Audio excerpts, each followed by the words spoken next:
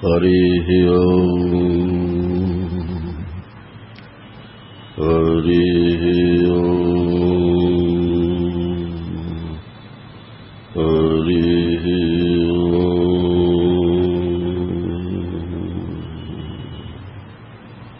गुरुर्ब्रह्मा गुरुर्विष्णु गुरुर्देवो महेश्वरः गुरु साक्षात् परब्रह्म तस्मै श्री गुरुवे नमः। अखण्डमण्डलाकारं व्याप्तं येन चराचरं तत्पदं दर्शितं येन तस्मै श्री गुरुवे नमः। अज्ञानतिमिरान्धस्य ज्ञानाञ्जनशलाकया चक्षुरुन्मीलितं येन तस्मै श्रीगुरुवे नमः।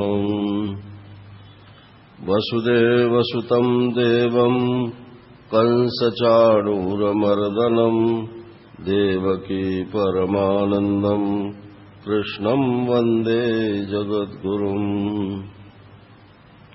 वंशीविभूषितकरान्नवनीरदाभात् पीताम्बरादरुणबिम्बफलाधरोष्ठात् पूर्णेन्दुसुन्दरमुखादरविन्दनेत्रात् कृष्णात् परं किमपि तत्त्वमहं न जाने। मूकं करोति वाचालं पङ्गुं लङ्घयते गिरिं यत्कृपातमहं वन्दे परमानन्दमाधवम्। कृष्णाय वासुदेवाय हरये परमात्मने प्रणतक्लेशनाशाय गोविन्दाय नमो नमः। हरिः ओम्। नारायण नारायण नारायण नारायण।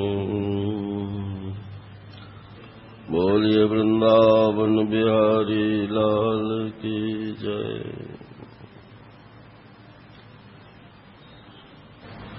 तो दत्तात्रेय जी महाराज के 24 गुरुओं में एक गुरु की चर्चा रह गई थी, पिंगला की। पिंगला एक वेश्या थी। पिंगला नाम वेश्या आसीत् विदेह नगरे पुरा तस्या में शिक्षितम किंचित निबोध नृपनंदनो। तो विदेह नगर माने मिथिलापुरी में ये वेश्या रहती थी और उससे मैंने क्या शिक्षा ली ये बात सुनिए। सा स्वैरिणी एकदा कांतम संकेत उपनेश्यति अभूतकाले बहिर्द्वारी बिभ्रति रूपमुत्तमम। तो वो स्वैरिणी थी। स्वैरिणी माने इच्छाचारिणी, किसी नियम से तो बंधी हुई थी नहीं। तो वो अपने प्रेमी का संकेत प्राप्त करती थी, इशारों से बुलाती थी। तो उसके लिए वो सज धज करके रूपवती तो थी और श्रृंगार करके वो बहुत देर तक बहिर्द्वारे बाहर के दरवाजे पर खड़ी रही। मार्ग आगच्छतो वीक्ष्य पुरुषान् पुरुषर्षभ तान शुल्कदान वित्तवतः कांतान मेने अर्थ कामुका। असल में उसे तो धन की इच्छा थी, किसी पुरुष की इच्छा नहीं थी। तो वो बाहर खड़ी खड़ी जो भी मनुष्य उधर से निकलता उसके बारे में एक ही बात सोचती कि ये मेरे यहाँ ही आ रहा है और ये मुझे धन दे करके जाएगा। एवं दुराशया ध्वस्त निद्रा द्वार्य अवलंबती निर्गच्छन्ति प्रविशति निशीथम समपद्यता। फिर जब कोई नहीं आता दिखता तो फिर भीतर चली जाती, फिर बाहर आकर के खड़ी हो जाती। ऐसे ही 50 बार भीतर जाती, 50 बार बाहर आती। बाहर भीतर आते जाते उसकी नींद ही उड़ गई ना रहे। तस्या वित्ताशया शुष्यत वक्त्रायादीन चेतसा निर्वेदः परमो यज्ञे चिंता हेतु सुखावह। अब उसके मन जो है वो दीन हो गया कि अरे आज तो कोई आया ही नहीं, और मुंह उसका सूख गया, और वित्त की आशा ऐसी ही है कि वो आदमी को दीन भी बना देती है। तो उससे उसको निर्वेद हो गया। निर्वेद माने वैराग्य हो गया। उसने कहा ये भी कोई जीवन है कि हम इस काम के लिए बार बार बाहर भीतर आते रहते हैं, जाते रहते हैं। तो वैराग्य होने से क्या हुआ? निर्वेद परमो यज्ञ चिंता हेतु सुखावह। तो ये सुखदेव जी महाराज कह रहे हैं कि ऐसा वैराग्य भी किसी को हो जाए तो वो भी सुख ही देता है, दुख देने की बात नहीं है। वैराग्य दो तरीके से होता है, एक सोपाधिक और एक निरुपाधिक। सोपाधिक वैराग्य तो ये है कि कोई घटना घट गई और उसकी वजह से आदमी का चित्त वहां से उखड़ गया। और एक ये है कि वो विवेक वैराग्य, विवेक करता है कि ये तो रास्ता गलत है, मैं इस रास्ते पर क्यों पड़ा हुआ हूं। तो विवेक से जो वैराग्य होता है वो निरुपाधिक वैराग्य कहलाता है। वो तो अगर 100 वैराग्यवान है तो उसमें से 2-4 को ही ऐसा निर्वेद होता है। और अधिकांश लोगों को जीवन में कोई घटना होती है, उपाधि के कारण उनको वैराग्य होता है। उसमें दोष ये है कि जब वो अनुकूलता हो जाएगी तो फिर वैराग्य खत्म हो जाता है। तस्या निर्विण्ण चित्ताया गीतम शृणु यथा मम निर्वेदवाशा पाशानाम पुरुषस्य यथा यसी। ऐसे मन की स्थिति में, निर्वेद की स्थिति में, हे राजन, उसने एक गीत गाया। इसको पिंगला गीत बोलते हैं। ये पिंगला गीत वैराग्य का गीत है, और इसका मनन करने से जो मनुष्य आशा के पाश में बंधा हुआ है उसे वो ये तलवार की तरह से काट देता। अब ये गीत के कुछ श्लोक सुना देता हूं। अहो मे मोह विततिम पश्यता विजितात्मना या कांता दशतः कामम कामये ये न बालिशाओ। मुझे धिक्कार है, मेरा मोह कितना बढ़ गया, मेरी इंद्रियां कितनी अविजित हो गई, मैं पुरुषों का दास बन गई और उनसे कामना करती हूं कि वो मुझे सुख देंगे। मैं तो मूर्ख की मूर्ख ही रही ना। संतम समीपे रमणम रतिप्रदम वित्तप्रदम नित्यमिमं विहाय अकामदम दुख भयादिशोकम शोक मोहप्रदम तुच्छमहम भजेज्ञा। अब ये विवेक है कि मेरे पास तो भगवान है, संतम समीपे, समीपे संतम, समीप रहने वाला परमात्मा है।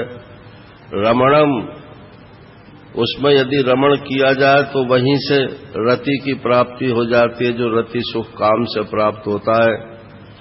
वित्त प्रदम, अगर आपकी इच्छा धन की है तो भगवान का आनंद तो आएगा ही, धन भी आपको मिल जाएगा।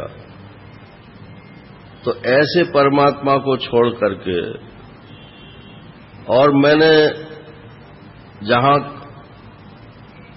दुख है, भय है, शोक है, मोह है, ऐसे व्यक्तियों से मैं आशा करती हूं कि ये मुझे सुख प्राप्त हो जाएगा, उनका मैं भजन करती हूं, मेरे अज्ञान को धिक्कार है।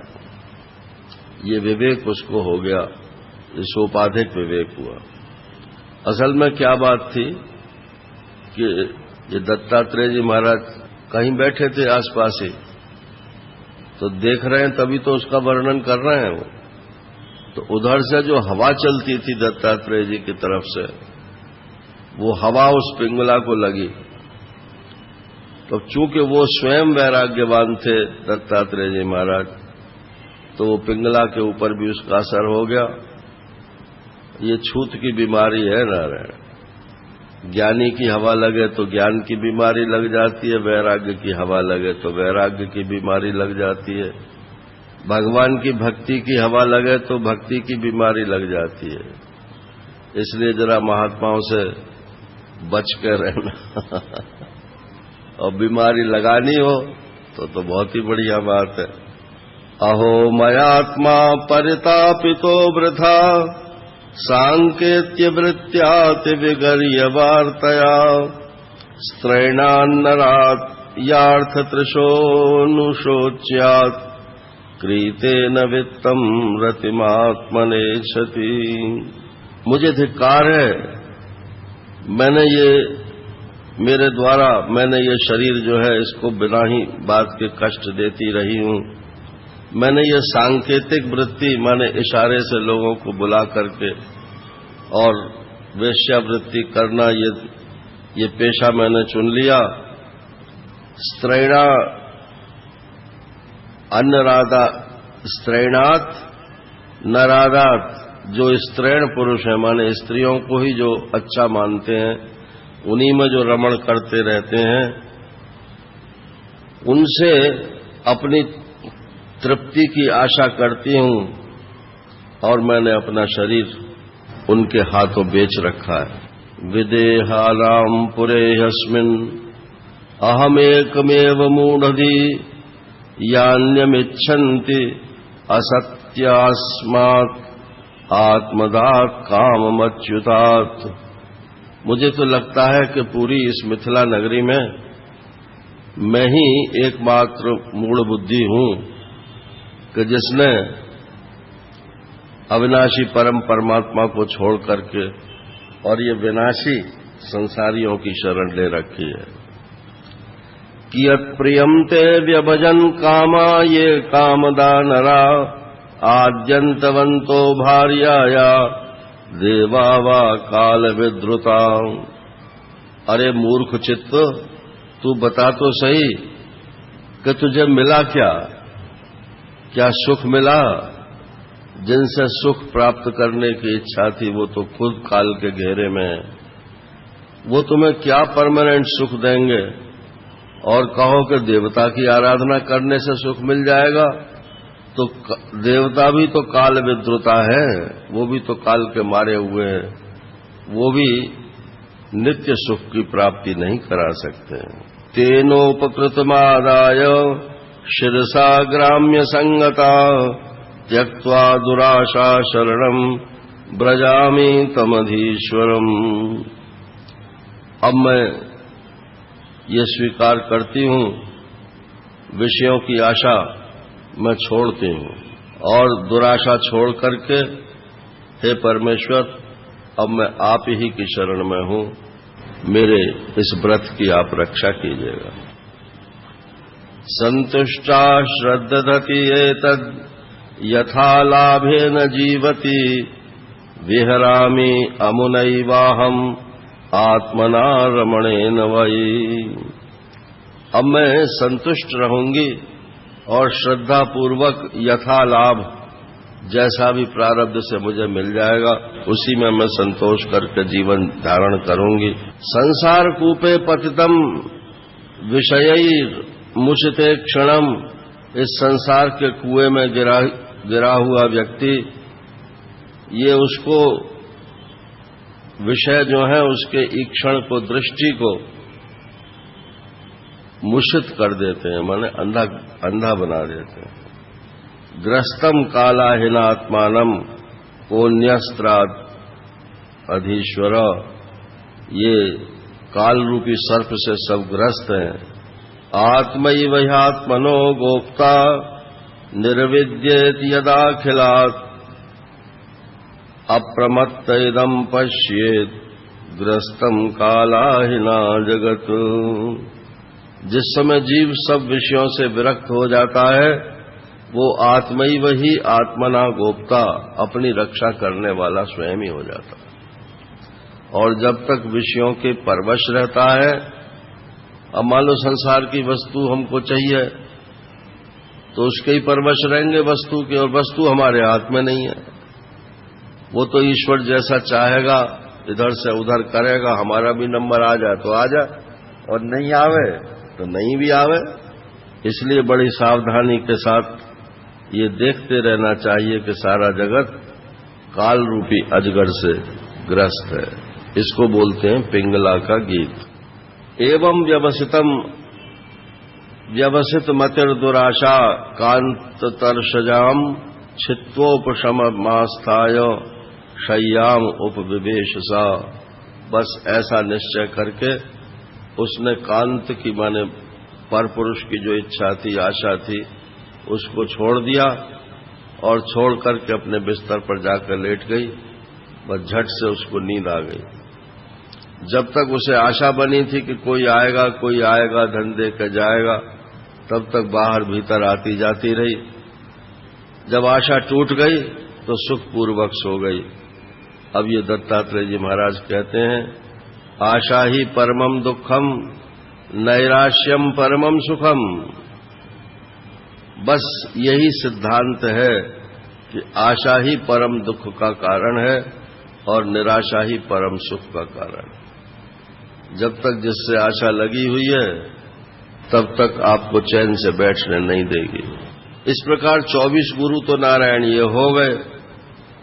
अब दत्तात्रेय जी महाराज कहते हैं कि एक 25वां गुरु और है, वो और सुन लो। एवं गुरुभ्य एतेभ्य एषा में शिक्षितामति स्वात्मोपशिक्षिताम बुद्धिम शृणु में वदता प्रभो। वो कौन है 25वां गुरु? बोले स्वात्मा, मेरा शरीर ही 25वां गुरु है। मैं इस शरीर को देखता रहता हूं कि ये शरीर प्रतिदिन घटता जाता है, बढ़ता जाता है, इसमें ह्रास वृद्धि होती रहती है। कभी रोग आते हैं, बुढ़ापा आता है, दुख आते हैं, सुख आते हैं। तो ये मुझको वैराग्य देहो गुरुर्मम विरक्ति विवेक हेतु, विरक्ति और विवेक का हेतु ये मेरा शरीर मेरे लिए बन जाता है। इसलिए ये शरीर भी मेरा गुरु है। और 25 तो मैंने गिना दिए। गुरुओं की संख्या तो बहुत हो सकती है, शिक्षा गुरुओं। जिससे भी आप कोई शिक्षा लो वही आपका शिक्षा गुरु कहलाएगा। और ये जो आध्यात्मिक गुरु होता है ये अनेक नहीं होते हैं, ये एक ही होता है। वो रामकृष्ण परमहंस देव ने कहा है कि जैसे महात्मा के लिए सारी स्त्रियां माता के समान होती हैं, सबको माता जी बोलते हैं, लेकिन अगर अपनी खास माता जिससे हमारा शरीर पैदा हुआ, जिसका दूध पी के हम बड़े हुए, यदि वो हमारे सामने आ जाएगी तो वो माता उन जैसी माता कहेंगे तो उससे भी माता जी, लेकिन वो माता जी दूसरे ढंग की होंगी और जो सामान्य सब स्त्रियां हैं वो माता जी दूसरे ढंग की होंगी। तो इसलिए जिस गुरु से ज्ञान होता है, जिस गुरु से भगवान की भक्ति प्राप्त होती है, त्याग वैराग्य प्राप्त होता है, नारायण, वो गुरु जो है वो माता, असली माता के समान है। और बाकी सब में वो शिक्षा गुरु हैं, किसी से कोई ले ली, किसी से कोई ले ली। और अगर कोई कहे कि बस अपने गुरु के संग ही लगे रहो, तो नारायण वो गुरु भी नहीं लगाएगा आपको अपने संग। ये भी बात सोच लो। गुरुजी तो आपको मुक्त करने आते हैं, बंधन में डालने के लिए नहीं आते हैं। वो तो हमारा कोई ना कोई स्वार्थ होता है जिसकी वजह से हम गुरु के साथ लग जाते हैं। कहते हैं नहीं एकस्मात् गुरोर ज्ञानम सुस्थिरम स्यात् सुपुष्कलम। ये श्लोक जो है स्वर्ण अक्षर में लिखने लायक है। आजकल गुरुडम को लेकर के बहुत चर्चा होती है ना, तो ये अपना शास्त्र जो है गुरुडम नहीं सिखाता है। ये कहते हैं एक गुरु से सुस्थिर और बड़ा ज्ञान नहीं हो सकता। वो तत्व ज्ञान की बात छोड़ दीजिए, लेकिन बाकी और कोई शिक्षा आप किसी एक व्यक्ति से लेकर समझो कि हम पूर्ण हो गए, तो ऐसा नहीं हो सकता। ब्रह्म एतद् द्वितीयम वै गीयते बहुधार्षिभिः आखिर ये भी तो वेद की ऋचा ही है कि एकम सत्य क्या विप्रा बहुधा वदंती, सत्य एक है लेकिन विप्र लोग विद्वान लोग इसको अनेक तरीके से कथन करते हैं। तो अनेक तरीके से कथन करने में एकता तो आपको लानी पड़ेगी ना, उसके लिए आपको स्वयं विचार करना पड़ेगा। कब तक आप दूध पीते बच्चे बने रहोगे, स्पून फीडिंग चाहिए आपको, हर बात के लिए जो है परामुखापेक्षी बने रहे। आपकी बुद्धि भगवान ने, गुरुजी ने ऐसी तीक्ष्ण कर दी कि अब आप उस पर निर्भर कीजिए, उसका विश्वास कीजिए। और अगर आपको भगवान का साक्षात्कार हो गया, आत्म साक्षात्कार हो गया है, फिर तो आप स्वतंत्र हैं नारायण। फिर तो उसमें जो स्फुरित होगा वो परमात्मा का ज्ञान ही स्फुरित होगा, दूसरा कुछ नहीं होगा। इसके बाद ये 10वां अध्याय है। इसमें भगवान श्री कृष्ण उद्धव जी को अध्यात्म के साधनों का वर्णन कर रहे हैं। मयोदितेषु अविहिता स्वधर्मेषु मदाश्रयः वर्णाश्रम कुलाचारम अकामात्मा समाचरेत्। उद्धव जी, मैंने जो कुछ भी शास्त्रों में बताया है उन सब का यथा योग्य, यथा स्थिति, यथा शक्ति पालन करना चाहिए और पूछ के कार्य पालन करना चाहिए। और ये वर्णाश्रम का जो पालन है ये सामान्य धर्म है, और ये भगवत भक्ति या योग ये सामान्य धर्म नहीं है, ये विशेष धर्म है। और वैराग्य और ये तत्व ज्ञान ये परम धर्म है, ऐसा इनका विवेक है। ये महाराज श्री के ही शब्द हैं। तो वर्णाश्रम जो है ये सामान्य धर्म है। बोले आप कौन है कि मैं ब्राह्मण हूं, आप कौन है कि मैं सन्यासी हूं। तो ब्राह्मण हो तो ब्राह्मण के धर्म करो और सन्यासी हो तो सन्यासी के धर्म करो, ये सामान्य धर्म है। लेकिन माथे पर लिखा हुआ है क्या ये ब्राह्मणत्व और सन्यासित्व? मान लो मैं सफेद कपड़ा पहन लूं, इसको उतार दूं, तो मुझे कोई सन्यासी समझेगा?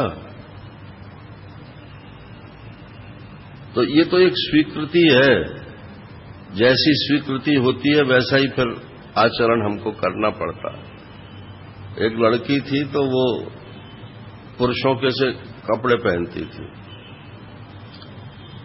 और शरीर को ऐसा ढक कर रखती थी कि उसके स्त्री के चिन्ह कोई नजर ना आवे,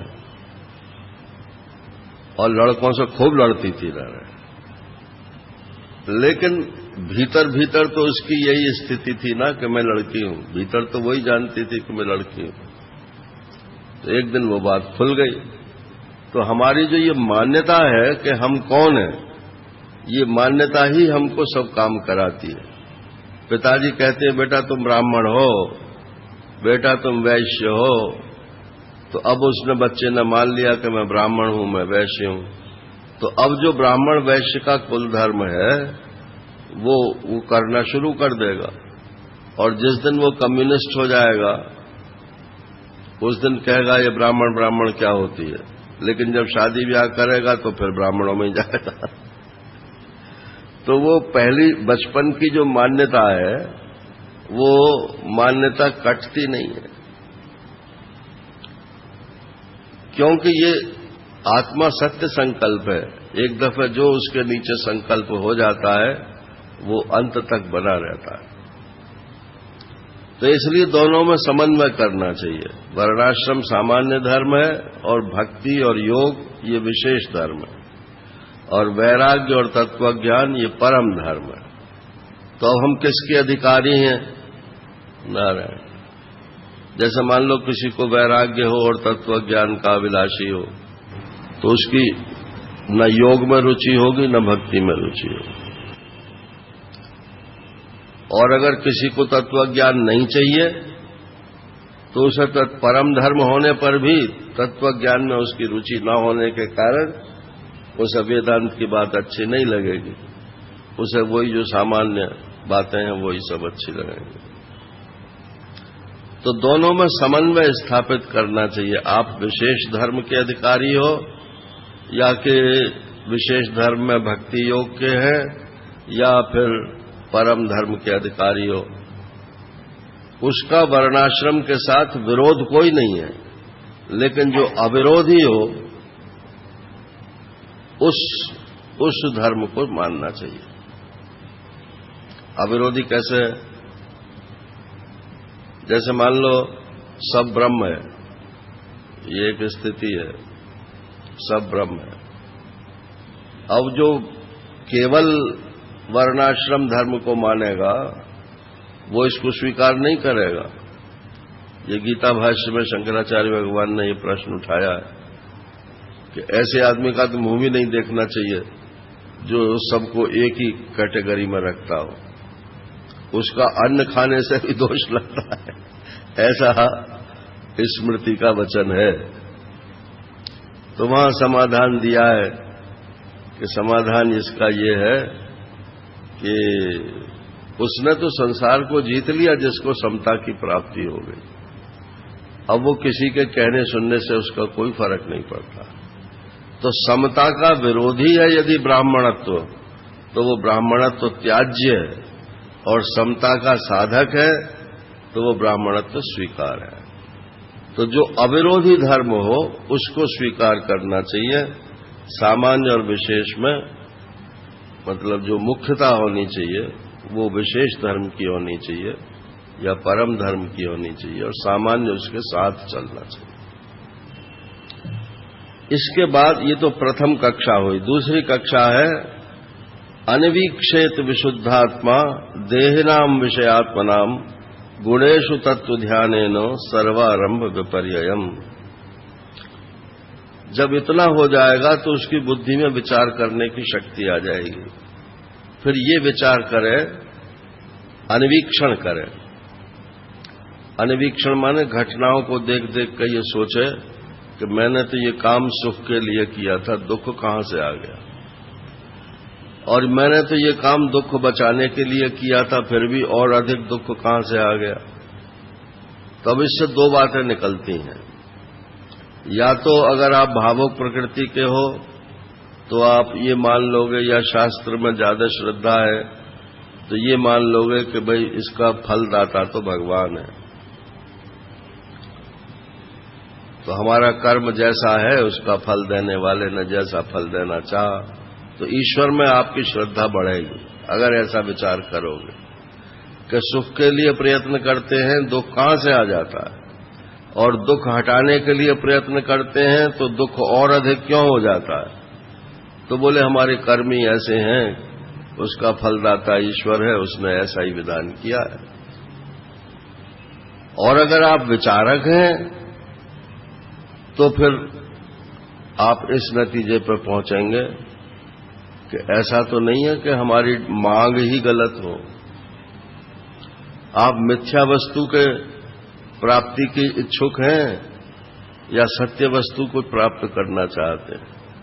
तो स्वामी गोविंदानंद जी ने एक चुटकुला, क्या दृष्टांत समझ लो, ऐसा सुनाया था।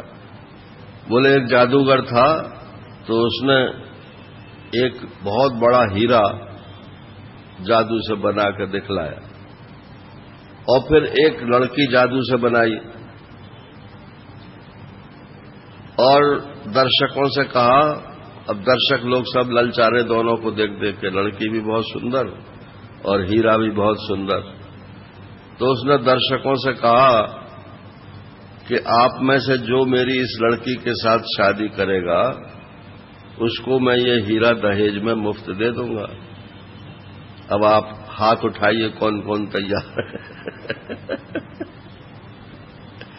तो कौन तैयार होगा जब ये मालूम है कि न ये लड़की सच्ची है न ये हीरा सच्चा है, तो कौन हाथ उठाएगा ना।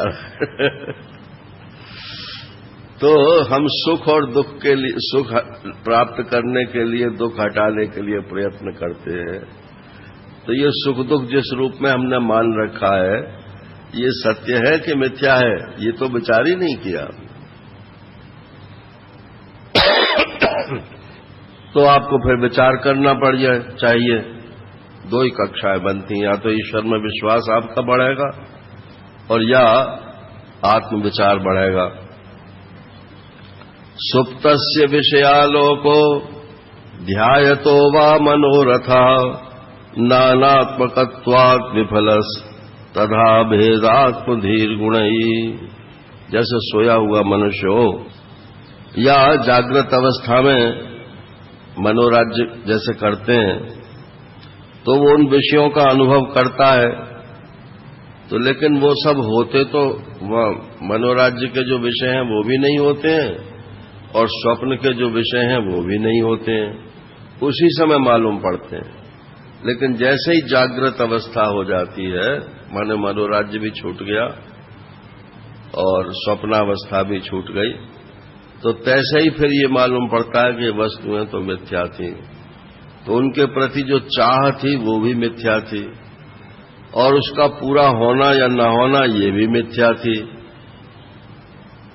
तो सुख दुख काहे को होगा ना। ये तीसरी स्टेज है विचार की। चौथी स्टेज है निवृत्तम कर्म सेवेत प्रवृत्तम मत परस त्यजेत। जो कर्म आपको निवृत्ति प्रदान करते हैं, माने आपको अंतर्मुखी बनाते हैं, जो कर्म आपकी आसक्ति छुड़ाते हैं और जो कर्म आपको परमात्मा के निकट पहुंचाते हैं, उन कर्मों को तो कीजिए, वो तो निवृत्ति है।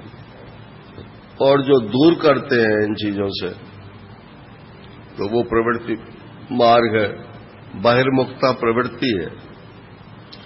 संसार को सच्चा मानना प्रवृत्ति है, इसके इन्हीं चीजों में फंसे रहना ये प्रवृत्ति है। इसमें परमात्मा की प्राप्ति की तो आशा ही छोड़ देनी चाहिए। तो मत परह, भगवान के परायण हो जाओ और फिर निवृत्त कर्मों को करो और जो प्रवृत्त कर्म करने वाले हैं उनको त्याग दो। ये चौथी स्टेज है। और जिज्ञासायाम संप्रवृत्तो नाद्रियत कर्म नोदनाम। और यदि जिज्ञासा ब्रह्म जिज्ञासा उत्पन्न हो गई तो अब जो है कर्म करो नहीं, ये तो है ही। और बोले हमारे लिए तो इसका विधान है, हमको पाप लगेगा, विकर्म हो जाएगा, ये सब चीजें छोड़ दो, तुम्हें कुछ पाप लगने वाला नहीं। कर्म के दो ही फल हैं, या तो ब्रह्म जिज्ञासा उत्पन्न हो जाए और या तो तीव्र वैराग्य हो जाए। दोनों केसेस में कर्म अपना प्रभाव छोड़ देता है।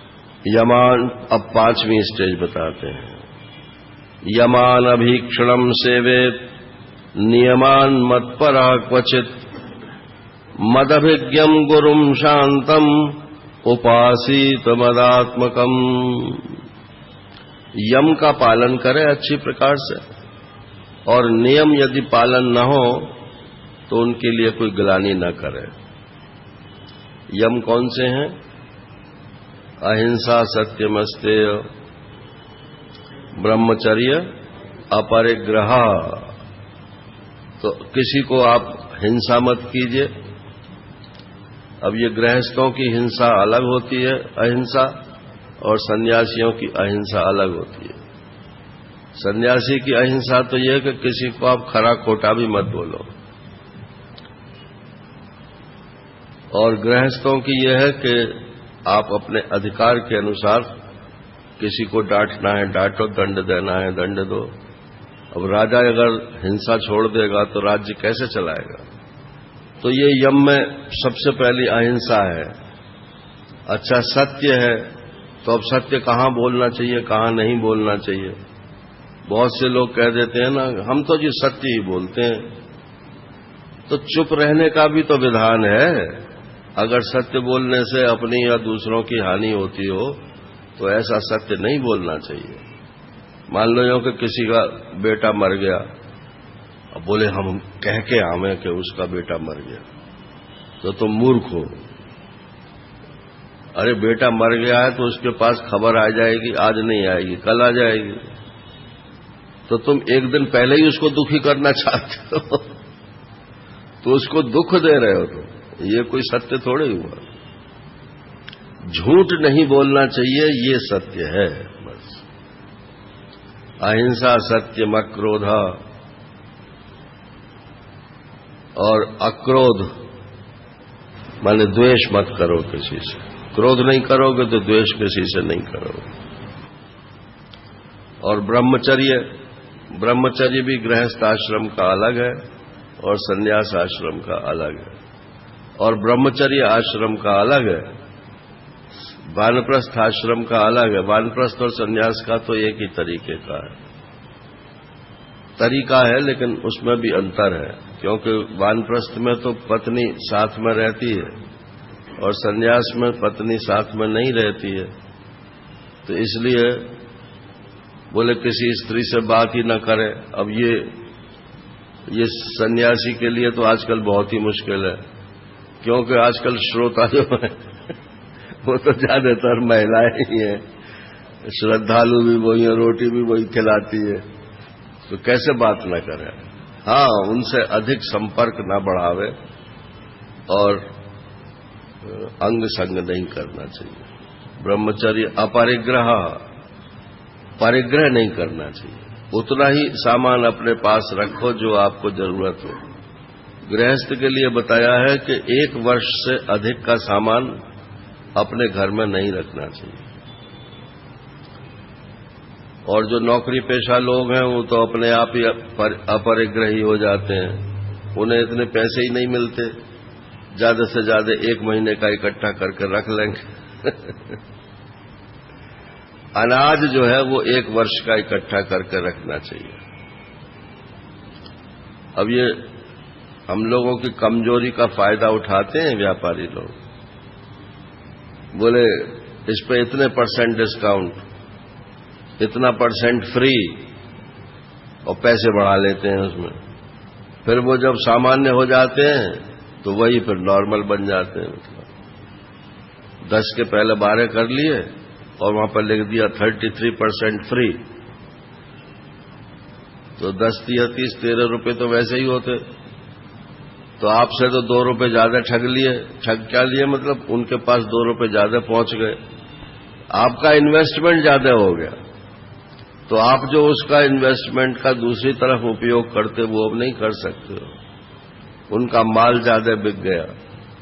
पहले तो वो उसके साथ साथ लोग बाग कुछ गिफ्ट विफ्ट रखते थे, अब तो सबने एक ही पॉलिसी कर ली है। उसी चीज को 25% ज्यादा, 30% ज्यादा, माने वो अपना माल बेचने में लगे हुए हैं। और शौच, स्वाध्याय, संतोष, क्या है? शौच, संतोष, तपः, स्वाध्याय, ईश्वर प्रणिधानानि, ये 5 नियम है। तो किसी दिन नहाना ना हो, मान लो किसी वजह से, अव्वल तो नहाना चाहिए, और मान लो किसी वजह से नहाना ना हो तो उसमें ग्लानि करने की आवश्यकता नहीं है। ये नियम के अंतर्गत है। तो नियमान मत पर क्वचित, उसका क्वचित मतलब कभी कभी पालन हो जाए तो ठीक है, नहीं पालन हो तो नहीं हो। 6ठी स्टेज है कि मद अभिज्ञम गुरुम, मेरा जो जानकार हो, मेरे स्वरूप को जो जानता हो, अनुभव किया हुआ हो, ऐसे गुरु की शरण में जाना चाहिए, उसके पास बैठना चाहिए। उपासी, उसकी उपासना करें। आचार्योपासनम शौचम, ये 13वें अध्याय में आता है ना। तो आचार्य की उपासना करें। तो वहां महाराज श्री ने लिखा है कि आचार्य की माने गुरु जी की गद्दी जहां पर है वहीं जाकर के आप बैठो। अब गुरु जी की गद्दी तो है अद्वैत में नारायण, और आप बैठते हो द्वैत में, तो आप आचार्योपासना नहीं कर रहे हो। गुरु जी का सिद्धांत, गुरु जी की निष्ठा, गुरु जी ने जो आपको उपदेश किया है उसकी संरक्षण, ये सब इसी बात में है कि जो ऐसा आचार्य है बस वही धारणा आपकी होनी चाहिए। तो मद अभिज्ञम, यहां अभिज्ञम क्या क्या ये बात बता दी कि चमत्कारी गुरु की आवश्यकता नहीं है नारायण। आप उसको गुरु के वो तत्व की, परमात्मा की अनुभूति होनी चाहिए। और शांतम, उनके मन में कामनाओं का बाजार नहीं होना चाहिए। और मदात्मकम, चर्चा जो उनके जीवन में होनी चाहिए, व्यवहार जो होना चाहिए, वो मेरे प्रति ही होना चाहिए। अगर भगवत चर्चा हो तो महात्मा के पास बैठो, और भगवत चर्चा न हो तो पहली बात तो यह कि वो महात्मा भी है, इसी में संदेह है। और अगर मान लो महात्मा भी मान लो तो आप मत बैठो, आप तो साधक हो, आपका समय व्यर्थ जाएगा। इसके बाद ये साधकों के गुण बताए हैं, ये धीरे धीरे अपने जीवन में लाने चाहिए। अमानी, अमत्सरः, दक्षः, निर्ममः, ये सब जो है आपके गीता के 12वें अध्याय में और 13वें अध्याय में ये सब आ चुके हैं। अमानी, अमत्सरः, दक्षः, निर्ममः, दृढ़, सौहृदः, असत्वरा, अर्थ जिज्ञासु और अनसूयु और अमोघ वाक, जाया पत्य गृही क्षेत्र स्वजन द्रविणादिषु उदासीनः। वहां था पुत्रदार गृहादिषु, इनमें आसक्ति क्या है? आसक्ति अनभिष्वंग पुत्रदार गृहादिषु। तो आसक्ति रहित होना चाहिए और अभिष्वंग नहीं होना चाहिए, माने हर समय उन्हीं में लगे रहो, पुत्रदार और गृह इत्यादि की में। पोता घर में आ जाता है तो सुबह से शाम तक उसी में टाइम निकल जाता है। भगवान का भजन वो तो हरिण है, जैसे राजा भरत का हरिण आ गया ना, ऐसे ये पोते पोती होते हैं नारायण। तो जाया, अपत्य, गृह, क्षेत्र, खेत, स्वजन, द्रविण, पैसा टका, आदिशु उदासीन, इसमें उदासीन रहे। और समम पश्यन सर्वेशु, और सब में समदृष्टि रखे। ये 7वां हुआ, ये 14 हैं। विलक्षण स्थूल सूक्ष्मात् देहात आत्मेक्षिता स्वदृक् यथाग्निदारुणो दाह्यात् दाहको अन्य प्रकाशक। 8वां स्टेज है कि आप विवेक करना सीखें, माने आत्मा अनात्मा का विवेक कैसे करें? कि विलक्षण है स्थूल सूक्ष्मात् देहात, स्थूल शरीर से अलग सूक्ष्म शरीर है, सूक्ष्म शरीर से अलग कारण शरीर है, और स्थूल सूक्ष्म कारण इन तीनों का जो साक्षी है वो इन तीनों से अलग है। इस प्रकार से ईक्षण करें। और स्वदृक्, अपने आत्म प्रकाश, स्वयं प्रकाश के रूप से रहना चाहिए, साक्षी रूप से। यथाग्निर्दारुणो दाह्यात्, जैसे लकड़ी में आग लगती है तो अग्नि जो है वो लकड़ी से अलग भी है और अग्नि के अंदर प्रविष्ट भी है, लेकिन जलाती है ना। जब अग्नि प्रकट हो जाती है तो लकड़ी को जला देती है। तो दाह को अन्य प्रकाशक, लकड़ी से अलग है दाहक अग्नि और लकड़ी से अलग है प्रकाशक अग्नि। इसी प्रकार से ये आत्मा शरीर में रहता हुआ भी स्थूल सूक्ष्म कारण तीनों शरीरों से अलग है, ऐसे विवेक जो है करना चाहिए। निरोधोत्पत्त्यणु बृहन्नान् नानात्वं तत्कृतान् गुणान् अन्तः प्रविष्ट आधत्त एवं देह गुणान् परम्। फिर ये विचार करें कि अग्नि अलग तो है, लेकिन जब जो चीज अलग ही है तो अग्नि का और लकड़ी का संबंध क्या है आपस में? सत्य और मिथ्या का क्या संबंध है, ये विचार भी तो करना चाहिए। जगत सत्य है, जगत मिथ्या है और ब्रह्म सत्य है, लेकिन क्या दोनों का कोई संबंध है? शरीर मिथ्या है, आत्मा सत्य है, लेकिन क्या दोनों का कोई संबंध है? रस्सी सत्य है और सांप मिथ्या है, दोनों का क्या संबंध है? तो कल्पित माने तो मिथ्या ही होता है ना। तो कल्पित माने व्यावहारिक। बस जिस समय आप रस्सी देखते हो उस समय सांप नहीं दिखाई पड़ता, और जिस समय सांप दिखाई पड़ता है उस समय रस्सी नहीं दिखाई पड़ती। अगर दोनों चीजें साथ साथ दिखाई पड़े तब तो दोनों में कोई संबंध हो, लेकिन एक दफे में एक ही चीज दिखलाई पड़ती है। जब आत्मा दिखलाई पड़ता है तो संसार नहीं दिखलाई पड़ता, और जब तक संसार दिखता है तब तक परमात्मा नहीं दिखाई पड़ता। इसलिए ये विचार करना चाहिए कि जो सत्य है वो सत्य है, जो मिथ्या है सो मिथ्या है, और सत्य और मिथ्या में आपस में कोई संबंध नहीं है।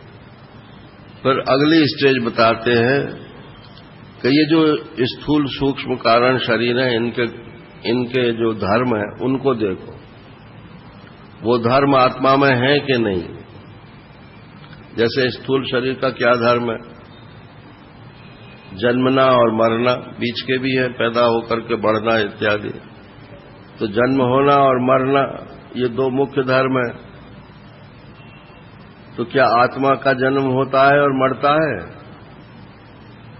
तो ये विचार करना चाहिए। जो मिथ्या के धर्म है वो सत्य के धर्म नहीं है, जो दृश्य के धर्म है वो दृष्टा के धर्म नहीं है, और जो दृष्टा के धर्म है वो दृश्य के धर्म नहीं है। तस्मात् जिज्ञासयात्मानम् आत्मस्थं केवलं परम संगम्य निरसेत तद्वत् तद्बुद्धिम यथाक्रमम्। ये जो मनुष्य का पुनर्जन्म होता है इस पे भी विचार करना चाहिए। तो अब देखो, वैष्णव लोग कहते हैं, भक्त लोग समझ लो, वैष्णव कहने से जरा भ्रम पैदा होता है। भक्ति में ऐसा मानते हैं कि ये पुनर्जन्म जो होता है वो वासना के कारण होता है, और कर्मयोगी ऐसा मानते हैं कि ये पुनर्जन्म कर्म के कारण होता है, और ज्ञान योगी मानते हैं कि ये पुनर्जन्म सिर्फ अविद्या के कारण है, वरना पुनर्जन्म होता ही नहीं है। जैसे जो सपने सिर काटे कोई, बिन जागे न दूर दुख होई। सपने में किसी ने अपना सिर काट लिया, तो क्या उसने सिर काट लिया? तो काटा नहीं है, लेकिन मालूम पड़ता है। लेकिन जब तक जगेगा नहीं तब तक उसका दुख दूर होने वाला नहीं है। तो ये जो जन्म मरण का चक्र है, ये जो अपने में मालूम पड़ता है, किसका होता है ये अलग बात है। महाराज श्री का तो लेख ही है ना वो, कि हमने उड़िया बाबा जी महाराज के पास जब सबसे पहले गए तो हम यही प्रश्न लेकर गए कि आखिर ये जन्म मृत्यु किसकी होती है, पुनर्जन्म किसका होता है। और पूरी तैयारी के साथ गए कि बाबा यों कहेंगे कि सूक्ष्म शरीर का होता है, स्थूल शरीर का तो कोई भी नहीं मानता है, वो तो यहीं पड़ा रह जाता है। सूक्ष्म शरीर का पुनर्जन्म होता है, तो सूक्ष्म शरीर का भी पुनर्जन्म नहीं हो सकता। कारण शरीर का भी पुनर्जन्म नहीं हो सकता है, अविद्या का भी पुनर्जन्म नहीं हो सकता है। तो पुनर्जन्म तो हो ही नहीं सकता है। तो सब फॉर एंड अगेंस्ट जितने आर्ग्यूमेंट्स हो सकते थे वो सब तैयार करके यों के हम बाबा के पास गए। बाबा पुनर्जन्म किसका होता है? तो बाबा ने तो हत्थे से ही पतंग काट देना रहे। उन्होंने कहा, बेटा तुमको भगवान ने बुद्धि दी है, तो इस बुद्धि से पुनर्जन्म सिद्ध करने की कोशिश मत करो। इससे इस बुद्धि से ये कोशिश करो जानने की कि पुनर्जन्म कैसे नहीं होता, क्योंकि केवल अविद्या के कारण सिर्फ मालूम पड़ता है, अपने में है नहीं। लेकिन ये नास्तिकता नहीं है ना। कोई अपने को कर्ता भोक्ता भी माने और फिर ये मान ले कि बस है नहीं पुनर्जन्म, तो उससे उसका पुनर्जन्म कटेगा नहीं। ये तो नास्तिकता कहलाती है। आप कर्ता भोक्ता एक कक्षा में अपने को मानते हो, ये भी अविद्या से ही मानते हो। तो अविद्या से ही कर्तृत्व भोक्तृत्व है, अविद्या से ही कर्म और भोग है, अविद्या से ही कर्म और भोग की वासना है, सब अविद्या से ही है। इसलिए पुनर्जन्म भी अविद्या से ही है, ये बात सिद्ध होती है। तो बोले ये विचार जगे कैसे? तो बोले गुरु जी के पास जाकर के यही सीखो। जाकर गप ठोकने के लिए गुरु जी का टाइम नहीं है। एक दफा मैंने कहा हमको एकांत में कुछ टाइम दे दीजिए, कुछ पूछना है। तो महाराज जी बोले देखो, अगर तुम्हें परमात्मा के बारे में पूछना है तो सबके सामने पूछो। उसमें तुम्हें क्या प्रॉब्लम है? तुम्हें लोग अज्ञानी तो मानेंगे, इतनी तो बात है। तो जो अपने को अज्ञानी सिद्ध नहीं करना चाहता है वो कभी ज्ञानी कैसे होगा? और अगर एकांत में सिर्फ गप्पा ही मारनी है तो हमारे पास टाइम नहीं। हमारी भी बुद्धि खराब करो, अपनी भी बुद्धि खराब करो। लोग हमारे पास जो कि बहुत एकांत टाइम लेते हैं लोग। यहाँ बंबई में तो खास तौर से लेते हैं, और यों के अपने घर गृहस्थी की सारी समस्याएं हमारे दिमाग में डालने की कोशिश करते। महाराज ऐसा हो गया, महाराज ऐसा हो गया। तो आचार्य को बनाओ, गुरु को बनाओ ऊपर की अरणी, और अपने को बनाओ नीचे की अरणी, और गुरु जी का जो उपदेश है उसको बनाओ मथानी, और फिर चलने दो नारायण मथानी को। और उसमें वैराग्य का सूखा हुआ जो अपनी वासना है वो रुई उसमें लगाओ। उसमें चिंगारी निकलती है ना, तो चिंगारी जो है वो जिसको पकड़ ले, अब सूखी गीली चीज आप लगा दोगे तो चिंगारी काय को पकड़ेगी? तो सूखा होना चाहिए, इसलिए वैराग्य जो है वो आवश्यक है।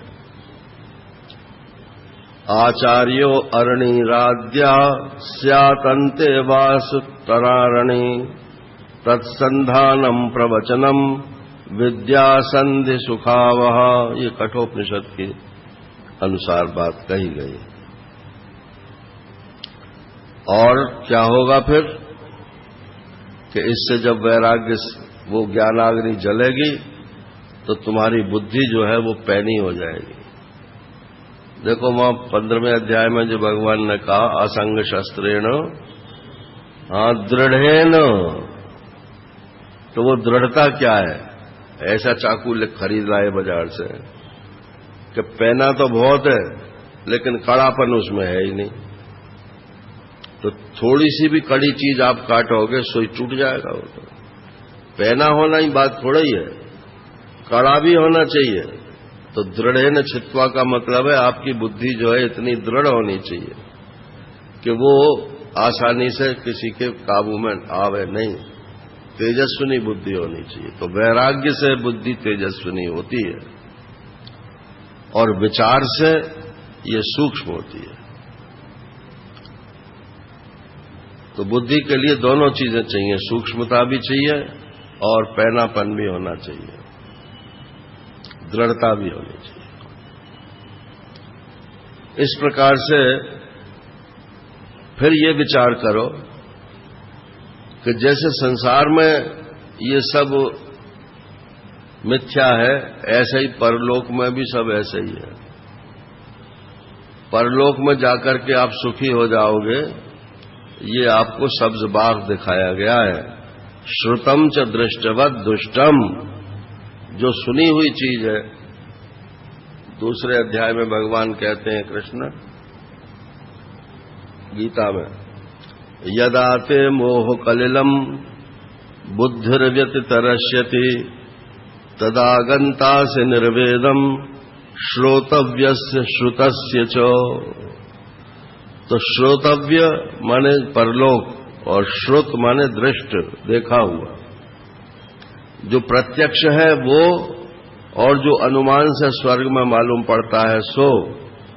तो प्रत्यक्ष अनुमान शब्द इनके आधार पर जो लोक परलोक का सुख है वो तो मोह का दलदल है नारायण।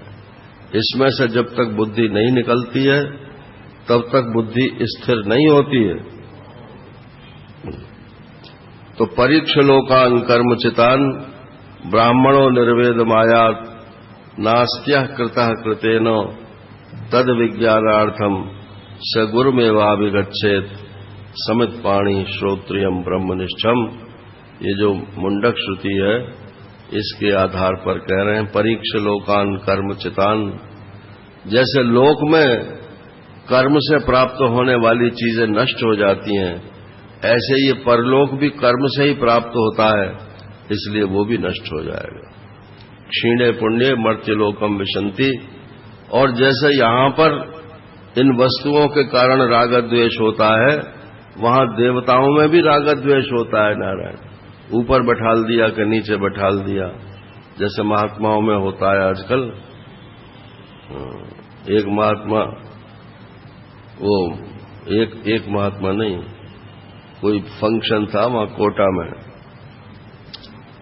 तो वहां महामंडलेश्वर लोग इकट्ठे बुलाए गए थे, 10-12 लोग थे। तो कोई मंडलेश्वर था, कोई महामंडलेश्वर था, कोई महामंडलेश्वर था। अब नारायण उनकी सीटें लगाई गई, तो नाप के किसी की सीट आधा इंच नीची न रह जाए या आधा इंच ऊंची न हो, तो वैसे समता की बात करेंगे। तो ऐसे ही वहां देवताओं में भी यही राग द्वेष चलता है। जैसे यहां पत्नी के ऊपर झगड़े होते हैं, ऐसे ही वहां अप्सराओं के ऊपर झगड़े होते हैं। जैसे यहां पर धन दौलत के लिए झगड़े होते हैं, ऐसे ही वहां भी ऐश्वर्य के लिए झगड़े होते हैं। बस ये है कि वहां शरीर थकता नहीं है, भोगे जाओ भोगे जाओ भोगे। ये भी सुनी हुई बात है नारायण। और कठोपनिषद ने कहा कि जरयंति तेजा, भोग तो भोगो, लेकिन भोग कोई मुफ्त में नहीं भोग सकता है, उसके लिए फीस देनी पड़ती है। और फीस क्या है कि आपका तेज नष्ट होता है, आपके सोचने की शक्ति नष्ट हो जाती है, आपकी इंद्रियों की शक्ति नष्ट हो जाती है, तब आप भोग भोग सकते हो। ये मालूम नहीं पड़ता है, क्योंकि सब भोग रहे हैं, इसलिए कौन किसक्यों का है। तो अगर ये सब साधन जीवन में आ जाए तो फिर परमात्मा की प्राप्ति आसानी से हो जाती है। अब ये 11वां अध्याय है, इसमें है बद्ध मुक्त और भक्त जनों के लक्षण। इसमें जो प्रश्न है वो इससे पहले वाले के अंत में है। उद्धव जी पूछते हैं कि महाराज एक बात बताओ, ये जीव को जो है कर्म का फल क्यों होता है, बंधन में क्यों पड़ता है जी? अब 10 दफे तो बता चुके कि जीव बंधन में पड़ता नहीं है, सिर्फ मान लेता है बंधन। लेकिन वो जब तक भीतर की जलन जावे नहीं, तब तक पूछते रहना चाहिए। तो बोले अगर ये जीव जो है बंधन में ही रहने वाली चीज है, तो भी इसको बंधन नहीं होना चाहिए। और अगर बंधन से अलग चीज है तो भी इसको बंधन नहीं होना चाहिए। तो फिर ये बंधन किसको होता है, क्यों होता है? तो बोले तुमको होता है, मूर्ख को होता है। जैसे रमण महर्षि कहते थे ना कि ये सोचो कि दुख किसको हो रहा है। एक माता जी कल परसों कह रही थी कि हमारे ऊपर तो कोई दुख आता है तो हम तो रमण महर्षि की बात सोच लेते हैं कि ये दुख किसको हो रहा है। अरे मैं तो आत्मा हूं, मुझको तो दुख नहीं हो सकता है। बिल्कुल शांत हो जाता है, बहुत अच्छा है। लेकिन शांत हो जाता है, फिर दुख लौट के तो नहीं आता। अगर दुख लौट के आ जाता है तो वो दवाई तो बेकार है। तो रमण महर्षि जी को तो लौट के इसलिए नहीं आता था कि उन्होंने तो अपनी समस्या पहले हल कर ली थी। अब उनकी बात की नकल करोगे तो दुख मिटने वाला नहीं है। इससे आपको विचार करना पड़ेगा पूरा का पूरा कि ये दुख किसको हो रहा है, कि मुझको ही हो रहा है। आत्मा वात्मा मत लाओ इसमें। अब दूसरा प्रश्न करो कि ये मैं कौन हूं जिसको ये दुख हो रहा है। तब इसमें देखो इतने भेद आपको करने पड़ेंगे। एक तो स्थूल शरीर को हो रहा है नंबर 1, फिर सूक्ष्म शरीर को हो रहा है नंबर 2, फिर कारण शरीर को हो रहा है नंबर 3, फिर जीव को हो रहा है नंबर 4, फिर साक्षी को हो रहा है नंबर 5, फिर ब्रह्म को आत्मा को हो रहा है नंबर 6। इतने विकल्प होंगे इसमें। अब एक एक के बारे में विचार करो कि आखिर ये सुख दुख किसको होता है। तो स्थूल शरीर तो नारायण जड़ है, इसको हो नहीं सकता। और सूक्ष्म शरीर जो है उसमें संवेदन होता है, उसमें जानने की शक्ति अपनी नहीं है, वो तो जीव की शक्ति से ही जानता है, चिदाभास जानता है। तो सूक्ष्म शरीर ऐसा सच उसको नहीं जानता, उसको सुख दुख नहीं हो सकता, संवेदन होता है। अच्छा, जैसे जल, मान लो हाथ जल गया हमारा, तो उसका ये संवेदन एक प्रकार का होगा, ठंड में हाथ आ गया तो उसका संवेदन दूसरे प्रकार का होगा। सेंसेशन से मतलब है। तो वो सेंसेशन अलग अलग हैं। आपने किसी सेंसेशन का नाम दुख रख लिया है, किसी सेंसेशन का नाम सुख रख लिया है। अब गर्मियों में गर्म चीज छुओ तो बड़ा दुख लगता है, और जाड़ों में उसी गर्म चीज को छुओ तो बहुत अच्छा लगता है। तो रिलेटिव हुआ ना ये। तो गर्म चीज को छूना दुख है कि सुख है? तो ये तो सब सापेक्ष हैं, हमारी परिभाषाएं हैं। बस इसी से बद्ध और मुक्त का हल होता है। अच्छा, फिर बोले जीव सुखी दुखी होता है, तो जीव बिना अविद्या के सुखी दुखी होता है या विद्या या अविद्या के साथ रह करके सुखी दुखी होता है? तो अविद्या को साथ रख के सुखी दुखी होता है। इसका मतलब ये जीव का ये स्वभाव नहीं है, स्वरूप नहीं है। तो फिर क्या है कि फिर तो अविद्या से ही सुख दुख मालूम पड़ता है। तो अविद्या आत्मा में रहती है कि अविद्या अलग है? बोले आत्मा में तो नहीं रहती है, लेकिन आत्मा के आश्रित तो रहती है नारायण। जैसे आकाश के आश्रित ये सब चीजें हैं, लेकिन आकाश में ये कोई चीज नहीं है, माने आकाश के स्वरूप में नहीं है। ऐसे ही अविद्या आत्मा के स्वरूप में नहीं है, लेकिन आत्मा को छोड़कर तो कहीं कुछ रह ही नहीं सकता। तो अंत में यही तो तय हुआ ना कि ये जो बंधन और मोक्ष की बंधन जो है वो आविद्यक है, ना जानकारी में अविद्या से मालूम पड़ता है। और मान लो अविद्या कट गई किसी की तो फिर वो मुक्त हो गया, यही तो कहा जाएगा। तो जिस कोटि का बंधन है उसी कोटि की मुक्ति है। अगर बंधन सत्य है तो मुक्ति भी सत्य है, अगर बंधन मिथ्या है तो मुक्ति भी मिथ्या है। तो यहीं से ये अध्याय प्रारंभ होता है। बद्धो मुक्त इति व्याख्या गुणतो में न वस्तुतः गुणस्य माया मूलत्वात् न मे मोक्षो न बंधनम। बस ये पूरे अध्याय का सार इतना ही है। बद्धो मुक्त इति व्याख्या गुणता, ये मैं बंधा हुआ हूं कि मैं मुक्त हूं, इसकी व्याख्या यही है कि आप यदि गुणों के अंदर हैं तो बंधे हुए हैं, और गुणों से अतीत हैं तो मुक्त हैं। गुणातीत हैं तो मुक्त हैं, और गुणों के घेरे में हैं तो बद्ध हैं। अब बताओ, आत्मा गुणातीत है कि गुणों के घेरे में है? तो गुणातीत है, तो इसलिए वो तो नित्य मुक्त हो गया। अब जो नित्य मुक्त है उसके लिए बंधन तो मिथ्या ही हो गया ना। तो बद्धो मुक्त इति व्याख्या गुणता, गुणों के अनुसार है। सत्व गुण आ जाता है कभी कभी तो लगता है करे हम तुम नित्य मुक्त हैं। महाराज जी ने ठीक कहा था तुम नित्य मुक्त हो, मगर वो तो थोड़ी देर सत्वगुण रहा तो मालूम पड़ा कि महाराज जी की बात सच्ची है, और फिर रजोगुण तमोगुण आ गया तो फिर अपने को बंधन में महसूस करना। मगर ऐसा है कि भाई व्यवहार में तो बंधन स्वीकार करना पड़ेगा। अब ये मगर तगर अगर जो है ये फिर बंधन में डाल देते हैं। तो बद्धो मुक्त इति व्याख्या गुणता में न वस्तुता, मेरे में ये वास्तव में है नहीं, वस्तुता नहीं है, सिर्फ प्रतीति होती है। और गुणस्य माया मूलत्वात्, और गुण जो है इनका मूल माया है। गुण माने सत्वगुण रजोगुण तमोगुण। तो ये किसके हिस्से हैं? प्रकृति के। प्रकृति को ही वेदांत में माया बोलते हैं। प्रकृति इसलिए नहीं बोलते हैं वेदांत में कि प्रकृति जड़ है, और हमारे यहाँ जड़ नाम की कोई चीज ही नहीं है। हमारे यहाँ तो सब चैतन्य ही चैतन्य है। तो प्रकृति फिर यहाँ माया किसको बोलते हैं? बोले चेतन अधिष्ठित जो जड़ है उसको हम माया बोलते हैं। और सांख्यवादी प्रकृति किसको बोलते हैं?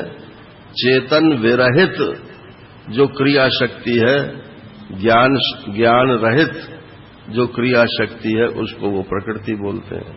तो उससे बचाने के लिए ये शब्दों को जरा हेर फेर करना पड़ता है। तो गुणस्य माया मूलत्वात्, गुण जो है ये तो इनके मूल में माया है।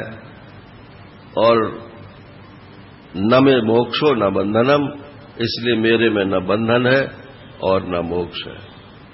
अब एक बात बताओ, हमारे वृंदावन में प्रोफेसर साहब हैं, अब तो रिटायर हो गए हो, फिलॉसफी के प्रोफेसर, और उन्होंने ब्रह्मसूत्र के ऊपर पीएचडी की अपनी थीसिस लिखी है। और उसमें महाराज श्री का भी कुछ, उनसे भी गाइडेंस उन्होंने ली थी। महाराज श्री का थोड़ा ही किया सत्संग, लेकिन प्रवक्ता बड़े अच्छे हैं, बहुत धुआंधार प्रवचन करते हैं। वो कहते हैं आपके अद्वैतवादियों की जो माया है, ये कैसी माया है, इसका हम दृष्टांत देते हैं। माने व्यंग में बोलते हैं, वास्तव में नहीं। बोले कैसी है अद्वैतवादियों की माया कि एक आदमी मिठाई लेने गया, उसने जाके दुकानदार से कहा कि भाई मुझे एक पाव जरा ये बर्फी दे दो। वो बर्फी तोलने लगा। अरे बोले बर्फी रहने दो, एक पाव रबड़ी दे दो। अब वो रबड़ी तोलने लगा। अब वो जलेबी लेकर चलने लगा। तो बोले भाई साहब पैसे तो दे जाओ। बोले किसके? कि जलेबी के। कि जलेबी तो मैंने रबड़ी के बदले में ली थी। कि अच्छा रबड़ी के ही पैसे दे जाओ। कि वो मैंने बर्फी के बदले में ली थी। कि अच्छा बर्फी के भी पैसे दे जाओ। तो बोलो वो तो मैंने ली नहीं।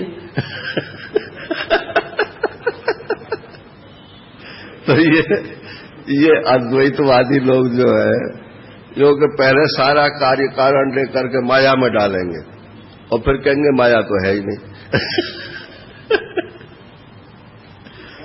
हाँ कुछ है नहीं।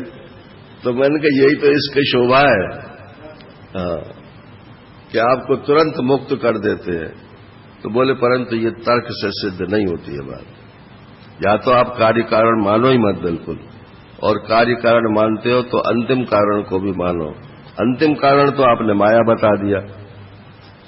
तो माया इसलिए बता दिया कि चैतन्य में कार्य कारण हो नहीं सकता है। तो नहीं हो सकता है। माया किसको कहते हैं? ये तो कल आ चुका है ना प्रसंग। माया किसको कहते हैं? कि जो तर्क वितर्क से, युक्ति से सिद्ध ना हो और मालूम पड़े, बस वही माया है। तो चैतन्य में न जड़ हो सकता है, न बंधन हो सकता है, न कुछ हो सकता है। कुछ हो ही नहीं सकता। वो किसी का कारण भी नहीं हो सकता, किसी का कार्य भी नहीं हो सकता। लेकिन ये मालूम पड़ता है। तो मालूम पड़ता है तो बस माया के कारण मालूम पड़ता है। आपको मालूम पड़ने से परहेज है या उसकी सच्चाई से परहेज है? मालूम पड़ती है कोई चीज तो पढ़ते रहने दो, आपका बिगड़ता क्या है? बोले इस सड़क पर से कोई दूसरा आदमी निकले नहीं। अरे 85 आदमी निकल रहे हैं, 100 निकल जाएंगे तो आपका क्या फर्क पड़ता है? तो संसार दिख रहा है, इसमें किसी को क्या आपत्ति है? लेकिन जब कहते हैं कि ये संसार सच्चा है, तब ये प्रश्न पूछते हैं कि फिर इसका कारण बताओ क्या है। इसका कारण ये, फिर उसका कारण ये, फिर उसका कारण ये। नारायण कारण कारण कारण करते हुए आखिर में अंतिम कारण फिर माया में आ गए। और बोले माया क्या है? कि माया वो है कि जो चीज है नहीं परंतु मालूम पड़ती है। कारणता उसमें मालूम पड़ती है लेकिन है नहीं। तो यदि गुण जो है वो माया मूल वाले हैं, तो गुणस्य माया मूलत्वात् न में मोक्षो न बंधना।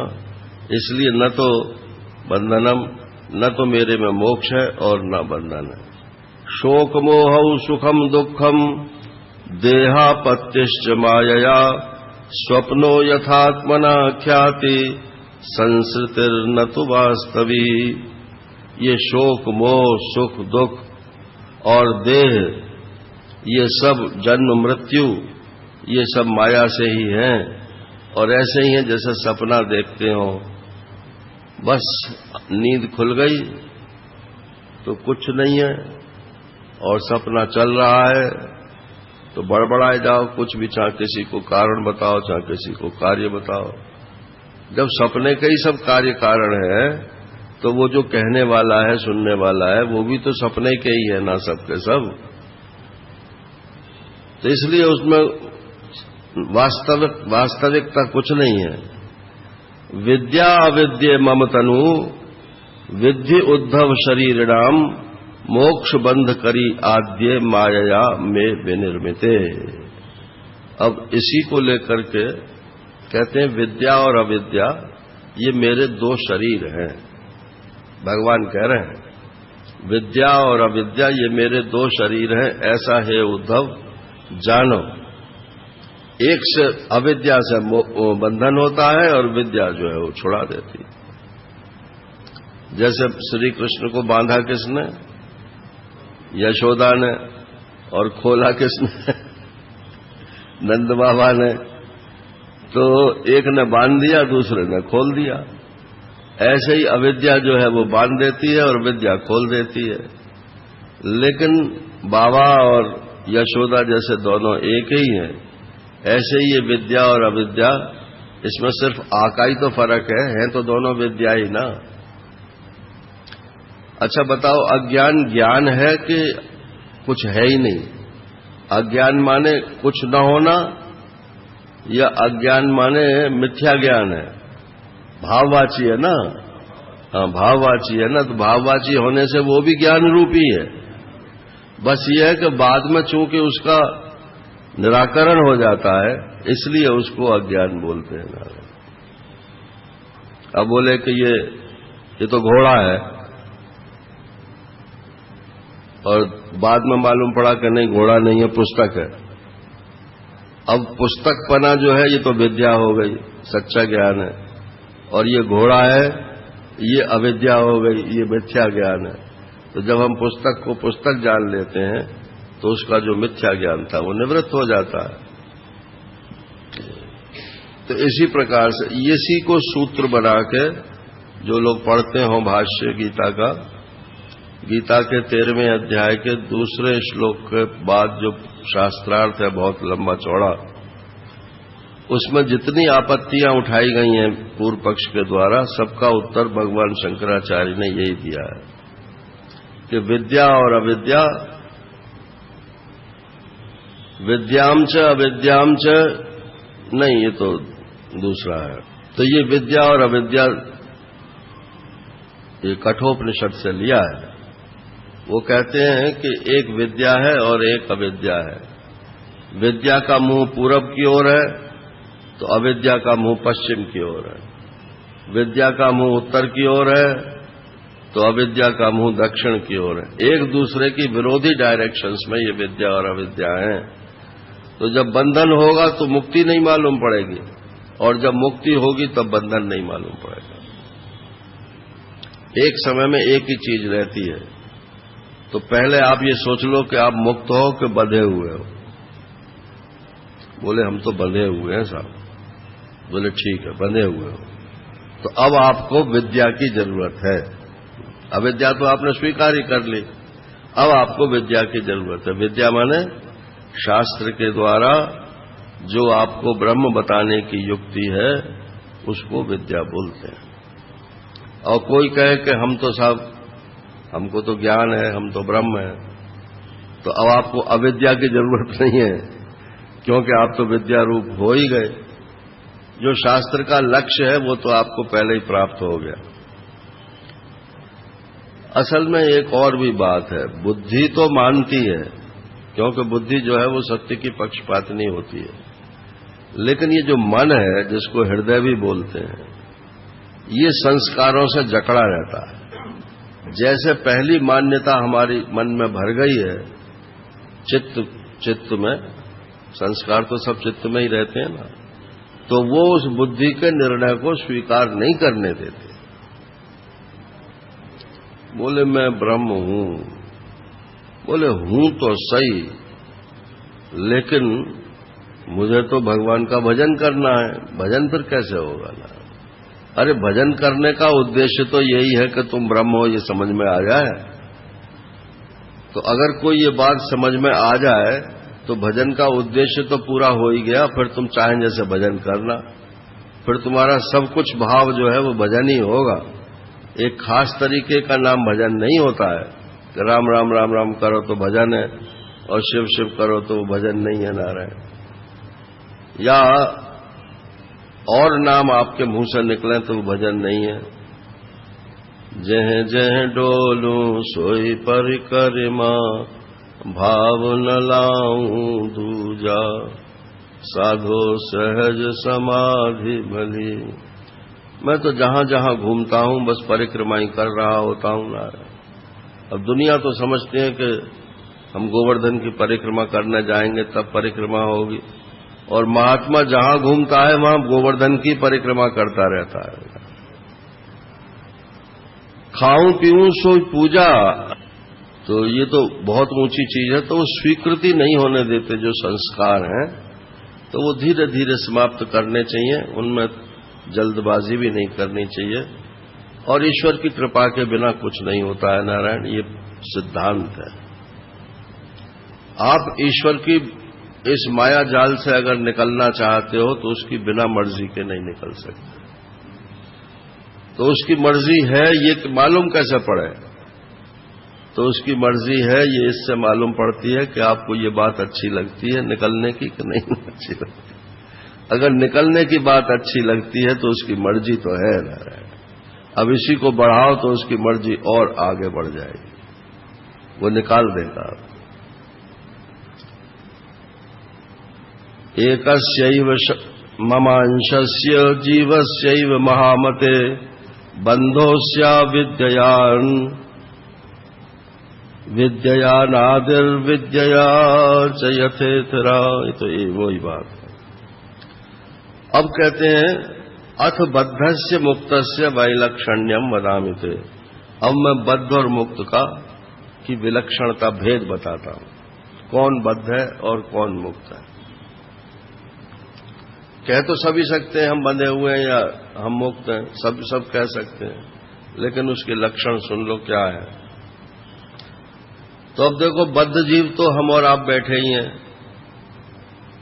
मैं अपने को शामिल करके इसलिए बोल देता हूं कि भैया कोई कुछ यूं न कहने लगे ये बड़े ब्रह्मा है लेकिन ऐसा बोलना नहीं चाहिए। आप मुक्त हो तो मुक्त ही हो, ऐसे ही बोलो कि हम तो मुक्त हैं। अब मैं आप ही के लिए कहता हूं कि मैं बंधा हुआ हूं, ये तो आपका अनुभव है, आप बद्ध जीव हैं। अब मुक्त जीव कौन है? तो एक तो जो जीवन मुक्त महापुरुष हैं, एक तो वो मुक्त जीव हैं, और एक जो है मुक्त परमेश्वर होता है। मुक्त में दो श्रेणियां हैं, ईश्वर और जीवन मुक्त महापुरुष। और बद्ध में एक ही श्रेणी है, जो बना हुआ है सब एक ही श्रेणी के हैं। कुत्ता भी बद्ध है, मनुष्य भी बद्ध है, राजा भी बद्ध है, भिखारी भी बद्ध है। जो भी अपने को जीव मानता है वो बना हुआ ही है। अब भेद बताते हैं। सुपर्णा वेतौ सदृशौ सखायौ, यदृच्छयेतौ कृतनीडौ च वृक्षे, एकस्तयो खादति पिप्पलान्न, अमन्यो निरन्नोऽपि बलेन भूयान्। एक ही पेड़ पर दो पक्षी रहते हैं, ये आपने रूपक सुना ही होगा। द्वा सुपर्णा सयुजा सखाया, समाने वृक्षे परिशस्व जाते। तो एक ही वृक्ष पर दो पक्षी रहते हैं और परिशस्व जाते, एक सी ही किस्म के हैं और एक दूसरे का आलिंगन करके रहते हैं, अलग अलग नहीं रह सकते हो।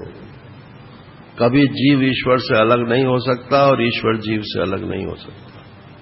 ईश्वर तो किसी से अलग होता ही नहीं है। देखो, कभी आपके मन में ये बात आवे कि ईश्वर का लक्षण बताओ, तो उसका लक्षण है अपरित्याग लक्षण। ईश्वर किसी का परित्याग नहीं कर सकता, छोड़ नहीं सकता, क्योंकि सब कुछ ईश्वर में ही है, तो छोड़ेगा किसको। और जीव अपनी अल्प दृष्टि के कारण, परिच्छिन्न अपने को मानने के कारण किसी के साथ बंधा हुआ मालूम पड़ता है, किसी के साथ अलग हुआ मालूम पड़ता है। मान लो बंबई में 2 जने मिल गए और फिर एक दिल्ली चला गया, तो बोले हम अलग हो गए। तो चूंकि शरीर को ही हम मानते हैं, इसलिए अलग तो शरीर होते हैं, अपने स्वरूप को तो वो जानते ही नहीं है। तो एक ही वृक्ष पर ये 2 पक्षी रहते हैं, उनमें से एक तो उस वृक्ष के फलों को खाता है और एक दूसरा नहीं खाता है। हाँ, इसमें लिखा नहीं है, देखना, लेकिन उसमें श्रुति में है कि वो देखता है, खाता नहीं। तो वो साक्षी है, भोगता नहीं। लेकिन ये सामान्य स्थिति हुई। अब विशेष स्थिति क्या है कि जो ईश्वर है वो ना खाते हुए भी, और उसमें जीव की अपेक्षा शक्ति विशेष है। अब जरा उपाधि का चक्कर आप सुन लो। उपाधि किसे कहते हैं, ये बात जान के समझने की है। उप माने पास और आधि माने आधान करना। तो जैसे इसके पास ये चीज आ गई, 2 वस्तुएं हैं अलग अलग, एक के पास दूसरी वस्तु आ गई और पास आकर के इसने अपना गुण इस वस्तु में डाल दिया या इसने अपना गुण इस वस्तु में डाल दिया। तो जो अपना गुण डाल रही है उसको तो बोलते हैं आधि उपाधि, और जिसमें डाल रही है उसको बोलते हैं उपहित। जैसे वो बिल्लौरी पत्थर होता है, क्या बोलते हो उसे, स्फटिक। स्फटिक, तो स्फटिक में कोई अपना रंग नहीं होता है, लेकिन उसके पास आप लाल फूल रख दो तो वो लाल दिखलाई पड़ने लगता, पीला रख दो तो पीला दिखलाई पड़ने लगता। तो वो जो लाल पीले फूल हैं वो तो है उसकी उपाधि, और जिसमें वो अपना लाल पीला रंग डाल देते हैं, स्फटिक जो है, वो है उपहित। ये शब्द भी थोड़े बहुत याद रहे हमें तो अच्छी बात है, विचार करने के लिए सुविधा हो जाती है। तो उपाधि उपाधि तो बहुत सुनते हैं, लेकिन उपाधि का एक लक्षण तो ये हुआ कि वो दूसरी वस्तु के पास रह करके अपने गुण धर्म उसमें डाल देती है।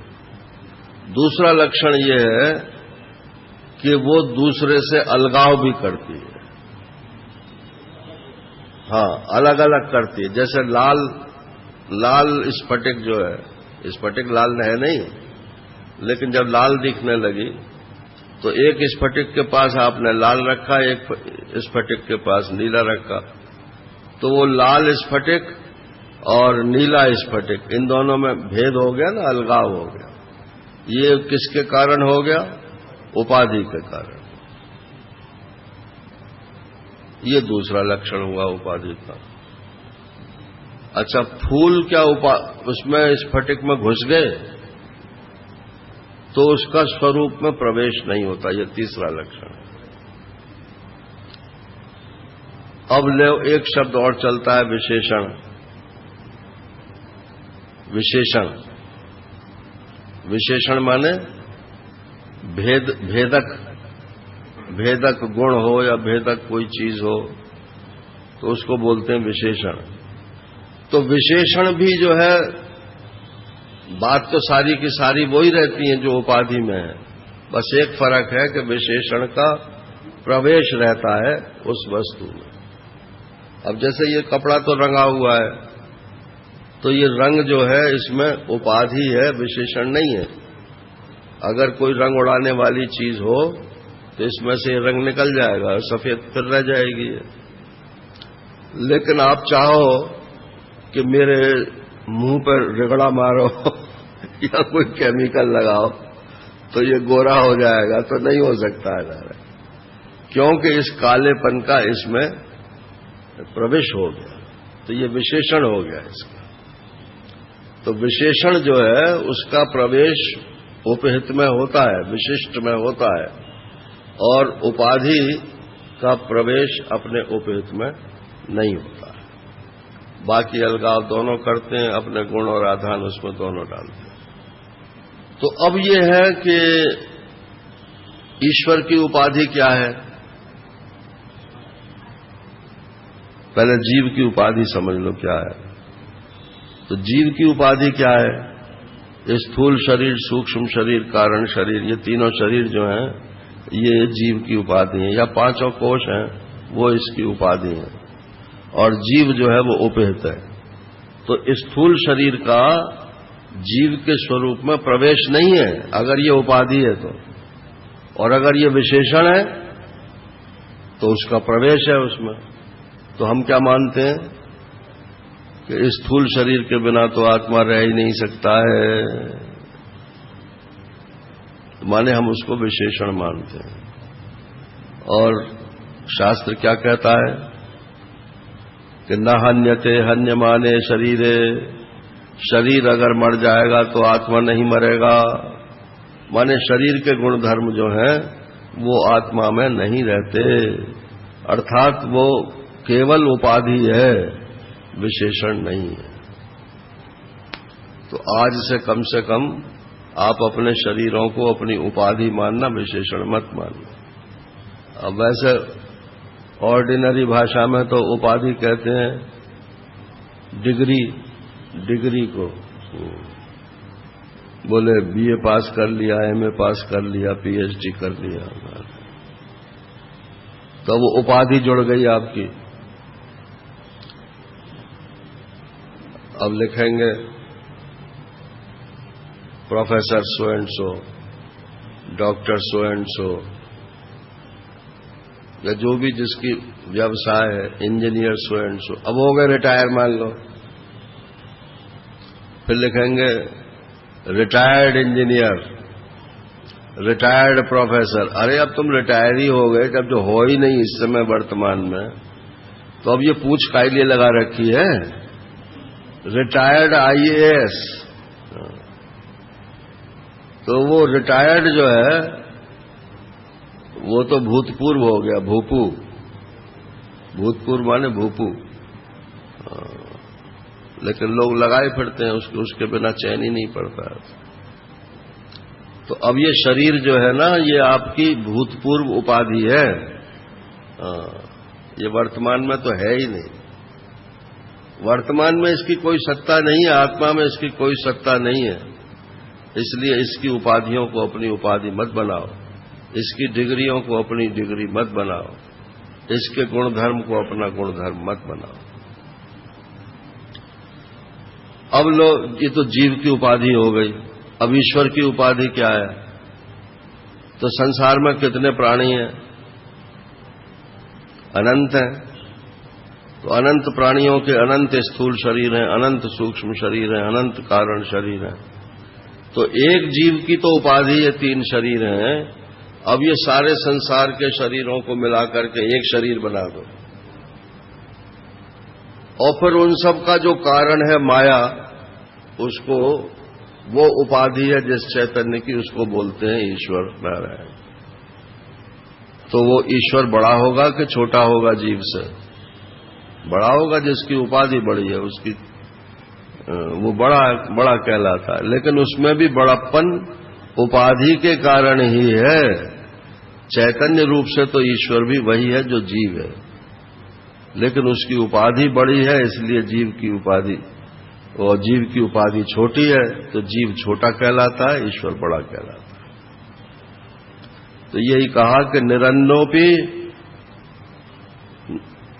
बलेन भूयान, ईश्वर जो है वो खाता नहीं है, ये तो ठीक है, लेकिन उसमें शक्ति विशेष होती है उपाधि की, इसलिए सामान्य जीव से ईश्वर अलग वस्तु है। आत्मानम अन्यम च सवेद विद्वान, पिप्पलादो न तो पिप्पलादा यो अविद्यया युक्त सतु नित्यबद्धो विद्यामयो यह सतु नित्य मुक्ता। अब जो मुक्त जीव है उसकी बात करते हैं, ईश्वरी की समझ लो। तो ईश्वर जो है वो खाता नहीं है, अपिप्पलादा खाता नहीं है। वो निबोली जो होती है पीपल की, नीम की निबोली होती है, पीपल का जो लाल लाल फल होता है उसको, तो वो खाता तो नहीं है। लेकिन न खाने पर भी, अब मान लो श्री कृष्ण के रूप में ईश्वर आ गए तो वो साक्षी तो रहेंगे, लेकिन साक्षी रहने पर भी वो देह में तो स्थित रहेंगे ना। तो देह में स्थित रहता हुआ भी देह में स्थित नहीं रहता ईश्वर जो है। और जो जीव है वो परमार्थतः तो वो भी वही है जो ईश्वर है।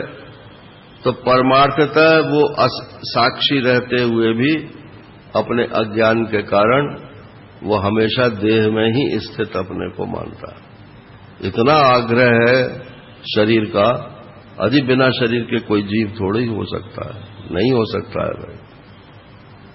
लेकिन शरीर में रहते हुए आप इस शरीर से अलहदा तो हो सकते हो। बोले नहीं हो सकता साहब, शरीर में रहेगा तो करना ही पड़ेगा, भोगना ही पड़ेगा। इसीलिए ये अविद्यालेश वगैरह ये सब माने जाते हैं। ब्रह्मज्ञानी का भी प्रारब्ध इसीलिए लोग मान लेते हैं कि वो उनकी धारणा यही है कि जो शरीर में रहता है वो शरीर के गुण धर्मों से अछूता नहीं रह सकता। जबकि अगर ये उपाधि है तो उपहित तो हमेशा अछूता ही रहता है, विशेषण मान करके अछूता नहीं रह सकता। देहस्थोपि न देहस्थो विद्वान स्वप्नाद यथोत्थितः और अदेहस्थोपि देहस्थ कुमति स्वप्न दृग यथा। देहस्थोपि न देहस्थ, जो मुक्त जीव है वो व्यवहार में तो देह में स्थित रहता है, लेकिन हर समय उसको मालूम रहता है कि मैं देह में स्थित वाला नहीं हूं। जैसे मान लो घटाकाश है, घड़े का जो भीतर आकाश है उसको चलाओ आप, घड़ा चल रहा है तो आकाश भी चल रहा है। अब वो तो चूंकि जड़ है उसे तो कुछ ज्ञान है नहीं, समझ लो चैतन्य है ये, तो इसको ज्ञान होगा। क्या ज्ञान होगा कि जो महाकाश है सोई में हूं। तो वो घड़ा कहीं भी जावे लेकिन उसे ये ज्ञान बना रहेगा कि मैं महाकाश हूं। हाथी डोले गांव गांव, जाको हाथी वाको नाव, ये चैतन्य का लक्षण है। बोले ये हाथी किसका आ गया? अरे बोले वो महात्मा है ना, उनका हाथी है। अब हाथी में के ऊपर किसका? सब परमेश्वर की कायनात है। देहस्थोपि न देहस्था विद्वान, बोले स्वप्नाद यथोत्तता, वो तो स्वप्न से जग गया है।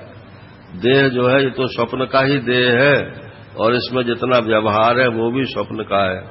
ये तो जगा हुआ है मुक्त पुरुष जो है। और अदेहस्थोपि देहस्था, और जो बद्ध जीव है वो वास्तव में तो अदेह है लेकिन अपने को मानता है कि मैं तो देह में ही रहता हूं। कुमति, उसकी मति दुष्ट है। स्वप्न दृग यथा, जैसा स्वप्न देखने वाला स्वप्न को सच्चा मानता है, इसी प्रकार से बद्ध जीव इस संसार को स्वप्न की तरह से मानता हुआ इसी में रचा पचा रहता है। अब मुक्त जीवों के लक्षण में ये 2 श्लोक हैं। महाराज श्री बहुत बहुत प्रिय थे, उड़िया बाबा जी महाराज को भी ये बहुत प्रिय थे। उन्होंने कहा था इसको याद कर लो। बाबा ने कहा था महाराज जी से कि इन श्लोकों को याद रखना। न स्तुवीत न निंदेत कुर्वतः साध्व साधुआ वदतो गुण दोषाभ्याम वर्जिता समदृग मुनि। न कुर्यात् न वदेत् किंचित न ध्यायेत् साधु साधुवा आत्मा रामो नया वृत्त्या विचरेत् जड़वन मुनि।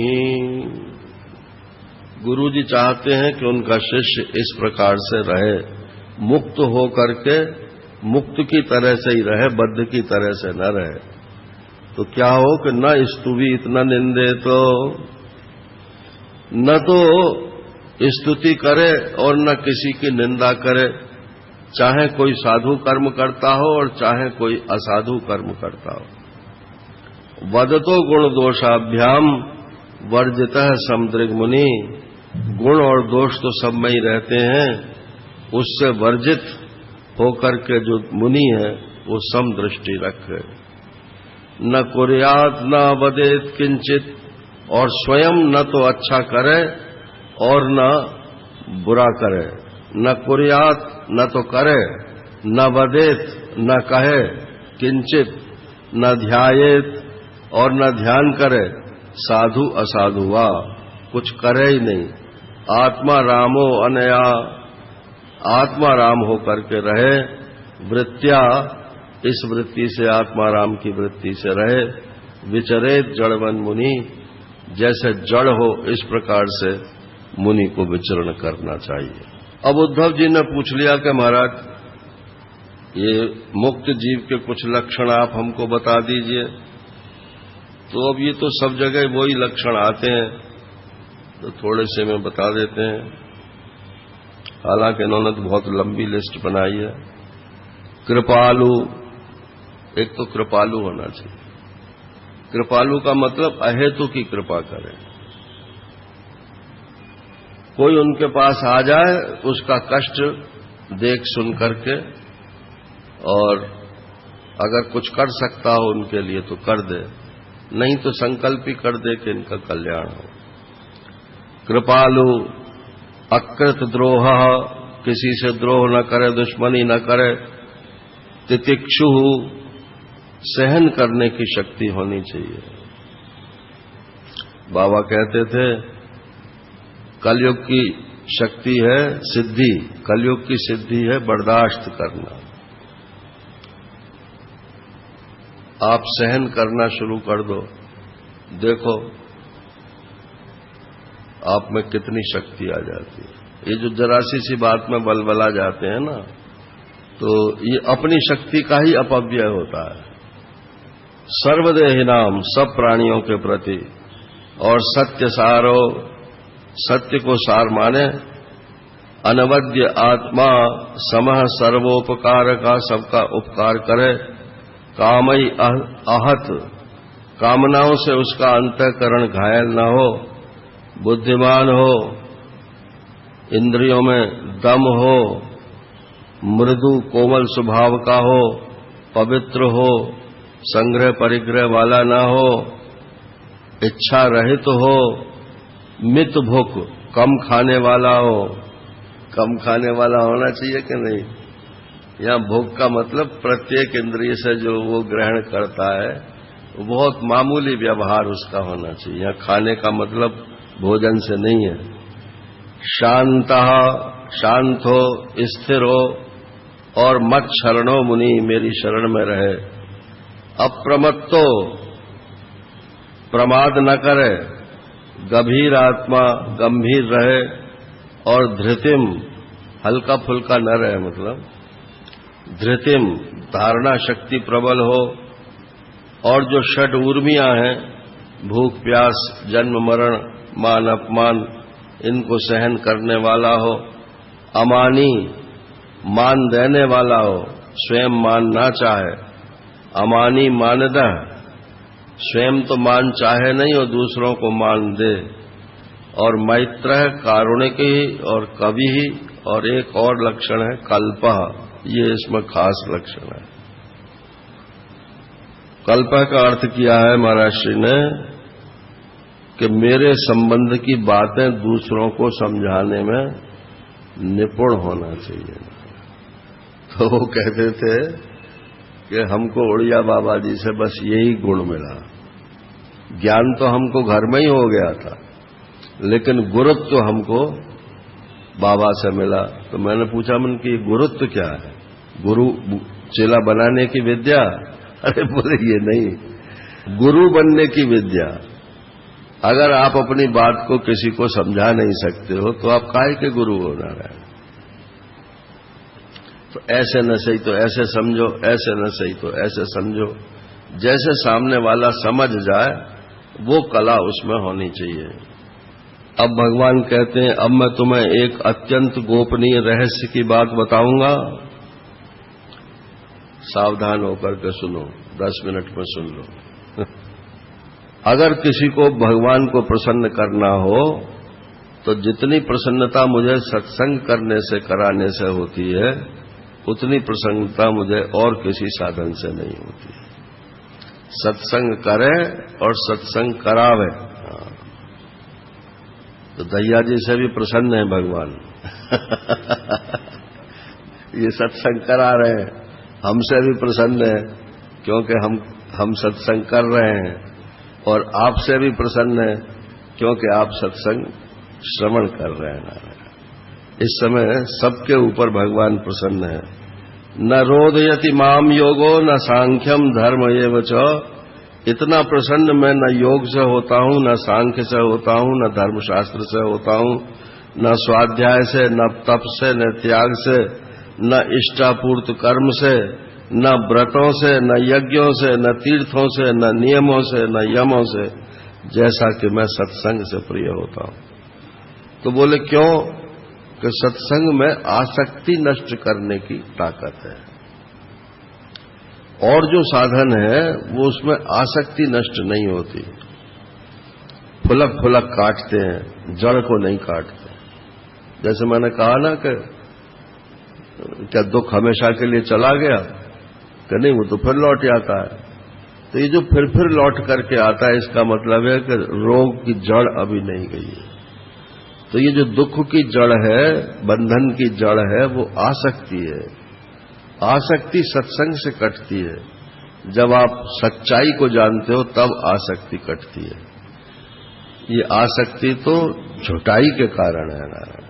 तुलसीदास जी महाराज ने लिखा है, मत की रत गति भूति भलाई, जो जेह जतन जहां जे पाई, सो जानब सत्संग प्रभाऊ, लोकहु वेद नवानु पाऊ। आज तक जिस किसी को मिला है वो सत्संग से ही मिला है। अच्छा, आप धन कमाना चाहते हो तो किसी बड़े धनी व्यापारी का संग करोगे कि नहीं करोगे? अगर नहीं करोगे तो आपको वो गुर नहीं प्राप्त होगा। अच्छा, आपको धर्म करना हो तो किसी कर्मकांडी का सत्संग करोगे कि नहीं करोगे? भक्ति करनी हो तो किसी भक्त का सत्संग करोगे कि नहीं करोगे? बिना सत्संग के तो न गति मिलती है, न भूति ऐश्वर्य मिलता है, न भलाई मिलती है। जैसी वस्तु आप प्राप्त करना चाहते हो वैसे ही जो उसके थोक व्यापारी हैं नारायण, उनका संग आपको करना पड़ेगा। सयेष जीवो विवर प्रसूति, प्राणेन घोषेण गुहाम प्रविष्ट। यही भगवान कह रहे थे कि गोपनीय बात बताऊंगा। तो ये गोपनीय बात यही है कि सत्संग मुझे सबसे अधिक प्रिय है, सत्संग करना चाहिए। बोले ये जीवात्मा कहाँ रहता है? तो कोई कहते हैं मूलाधार में रहता है, कोई कहते हैं क्या मणिपुर में रहता है, कोई कहते हैं कि हृदय चक्र में रहता है, कोई आज्ञा चक्र में बताते हैं, कोई सहस्रार में बताते हैं, और फिर सब जगह अलग अलग नाद सुनाई पड़ते हैं। ये 10 प्रकार के नाद हैं। तो इसका विवरण हंसोपनिषद में दिया हुआ है। अब आजकल जो ये संप्रदाय हैं, राधा स्वामी हैं, ब्रह्मा कुमारी हैं, इन्होंने वहीं से थोड़े से लक्षण ले लिए हैं और अपने संप्रदायों में उनको फिट कर लिया है। इसका थोक व्यापार जो है वो हंसोपनिषद में है ना। तो कहते हैं कि ये जीव जो है वो विवर प्रसूति, स एष जीव, वो परमात्मा ही जीव बना हुआ है। ये सब जब ढांचा बन के तैयार हो गया तो इसमें भगवान प्रविष्ट कर गए। तो कहां से कर गए? नीचे से करे कि ऊपर से करे कि साइड से करे? तो ऐत्रेय उपनिषद में लिखा कि यहां से करते हैं। ये मूर्धा जैसे बोलते हैं, मूर्धा। तो ये छोटा बच्चा जब पैदा होता है ना, तो उसका ये तालू बोलते हैं इसको, तो वो लुप लुप लुप लुप होती रहती है। तो वो इतना कोमल होता है क्योंकि उसी समय बंद होता है जब वो बाहर निकलता है, वहीं से जीवात्मा प्रवेश करता है, और उल्टा रहता है गर्भ में। तो माता के नीचे से मतलब प्रवेश करके तब उसके गर्भ में प्रवेश करता है। बड़ी विचित्र गति है नारायण। तो फिर वो पैदा होता है तो नीचे को सिर किए हुए रहता है, और फिर जब वो ऊपर आ जाता है तो वो उस समय बंद हो जाता है, बाहर निकलते ही बंद हो जाता है। तो फिर ये लुप लुप लुप लुप करता रहता है। अब जो ठीक नहीं जानते हैं वो कोई ठोका वोका मार देते हैं तो उसमें से खून निकलने लगता है, और धीरे धीरे फिर थोड़े दिनों में वो सख्त होता है, और अब तो मालूम भी नहीं पड़ेगा कि कहाँ है नारायण।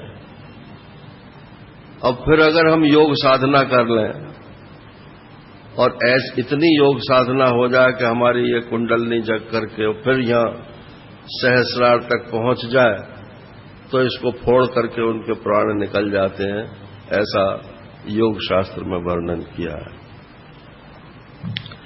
तो स एष जीव, वो परमात्मा ही जीव रूप से विवर प्रसूति, वो विवर में जो है घुस जाता है। प्राणेन घोषेण गुहाम प्रविष्टा, मनोमयम सूक्ष्मोपेत्य रूपम, मात्रा स्वरो वर्ण इति स्थविष्टा। पहले मूलाधार में आता है, मूलाधार से फिर या मणिपुर में आता है, फिर इसके बाद में हृदय देश में आता है, फिर विशुद्ध में आता है, और विशुद्ध से आकर के वो वैखरी वाणी, अब देखो मैं फराफर बोल रहा हूं, आप सुन रहे हो, ये भगवान ही बोल रहा है। आप जब बोलते हो तो भगवान ही बोलता है, कोई भी बोले भगवान ही बोलेगा, क्योंकि भगवान ही नीचे से आकर के और यहां आकर के वैखरी के रूप में प्रकट होता है। ये वेदांत नारायण कोठरी में बंद करने के लिए नहीं है कि वहां बंद होकर के और आप भजन करो। ये तो ओगरे नैनन साहेब देखूं वाली बात है। चारों तरफ परमात्मा ही परमात्मा है। जो जब आप बोलते हो तो परमात्मा ही बोलता है, जब आप देखते हो तो नेत्रों के द्वारा परमात्मा ही देखता है। ये चिदाभास चिदाभास हम चिल्लाते हैं, क्या है चिदाभास? तो ये चिदाभास तो नाम है, चैतन्य को ही उस समय चिदाभास बोलते हैं। तो चैतन्य से पृथक तो कोई स्थिति है ही नहीं, इसलिए ये वेदांत आपको स्वतंत्र कर देता है। आप मुक्त रूप से व्यवहार कीजिए, बद्ध रूप से व्यवहार मत कीजिए। वास्तव में बद्ध और मुक्त कोई नहीं है। जिसके पास विद्या है वो मुक्त है, और जिसके पास अविद्या है वो बंधन में है। विद्या के द्वारा अविद्या नष्ट कर दीजिए, आप नित्य मुक्त हो। ये इस अध्याय का वर्णन है। आज एक अध्याय कम हुआ है, लेकिन ये बड़ा महत्वपूर्ण अध्याय है जो कल सुबह होगा, हंसावतार की कथा, इसलिए इसे कल सुबह ही लेंगे। हरि ओम पूर्णमदः पूर्णमिदं पूर्णात् पूर्णमुदच्यते पूर्णस्य पूर्णमादाय पूर्णमेवावशिष्यते। ओम शांति शांति शांति। हरि ओम। श्री गुरुभ्यो नमः। हरि ओम। तत्सत्।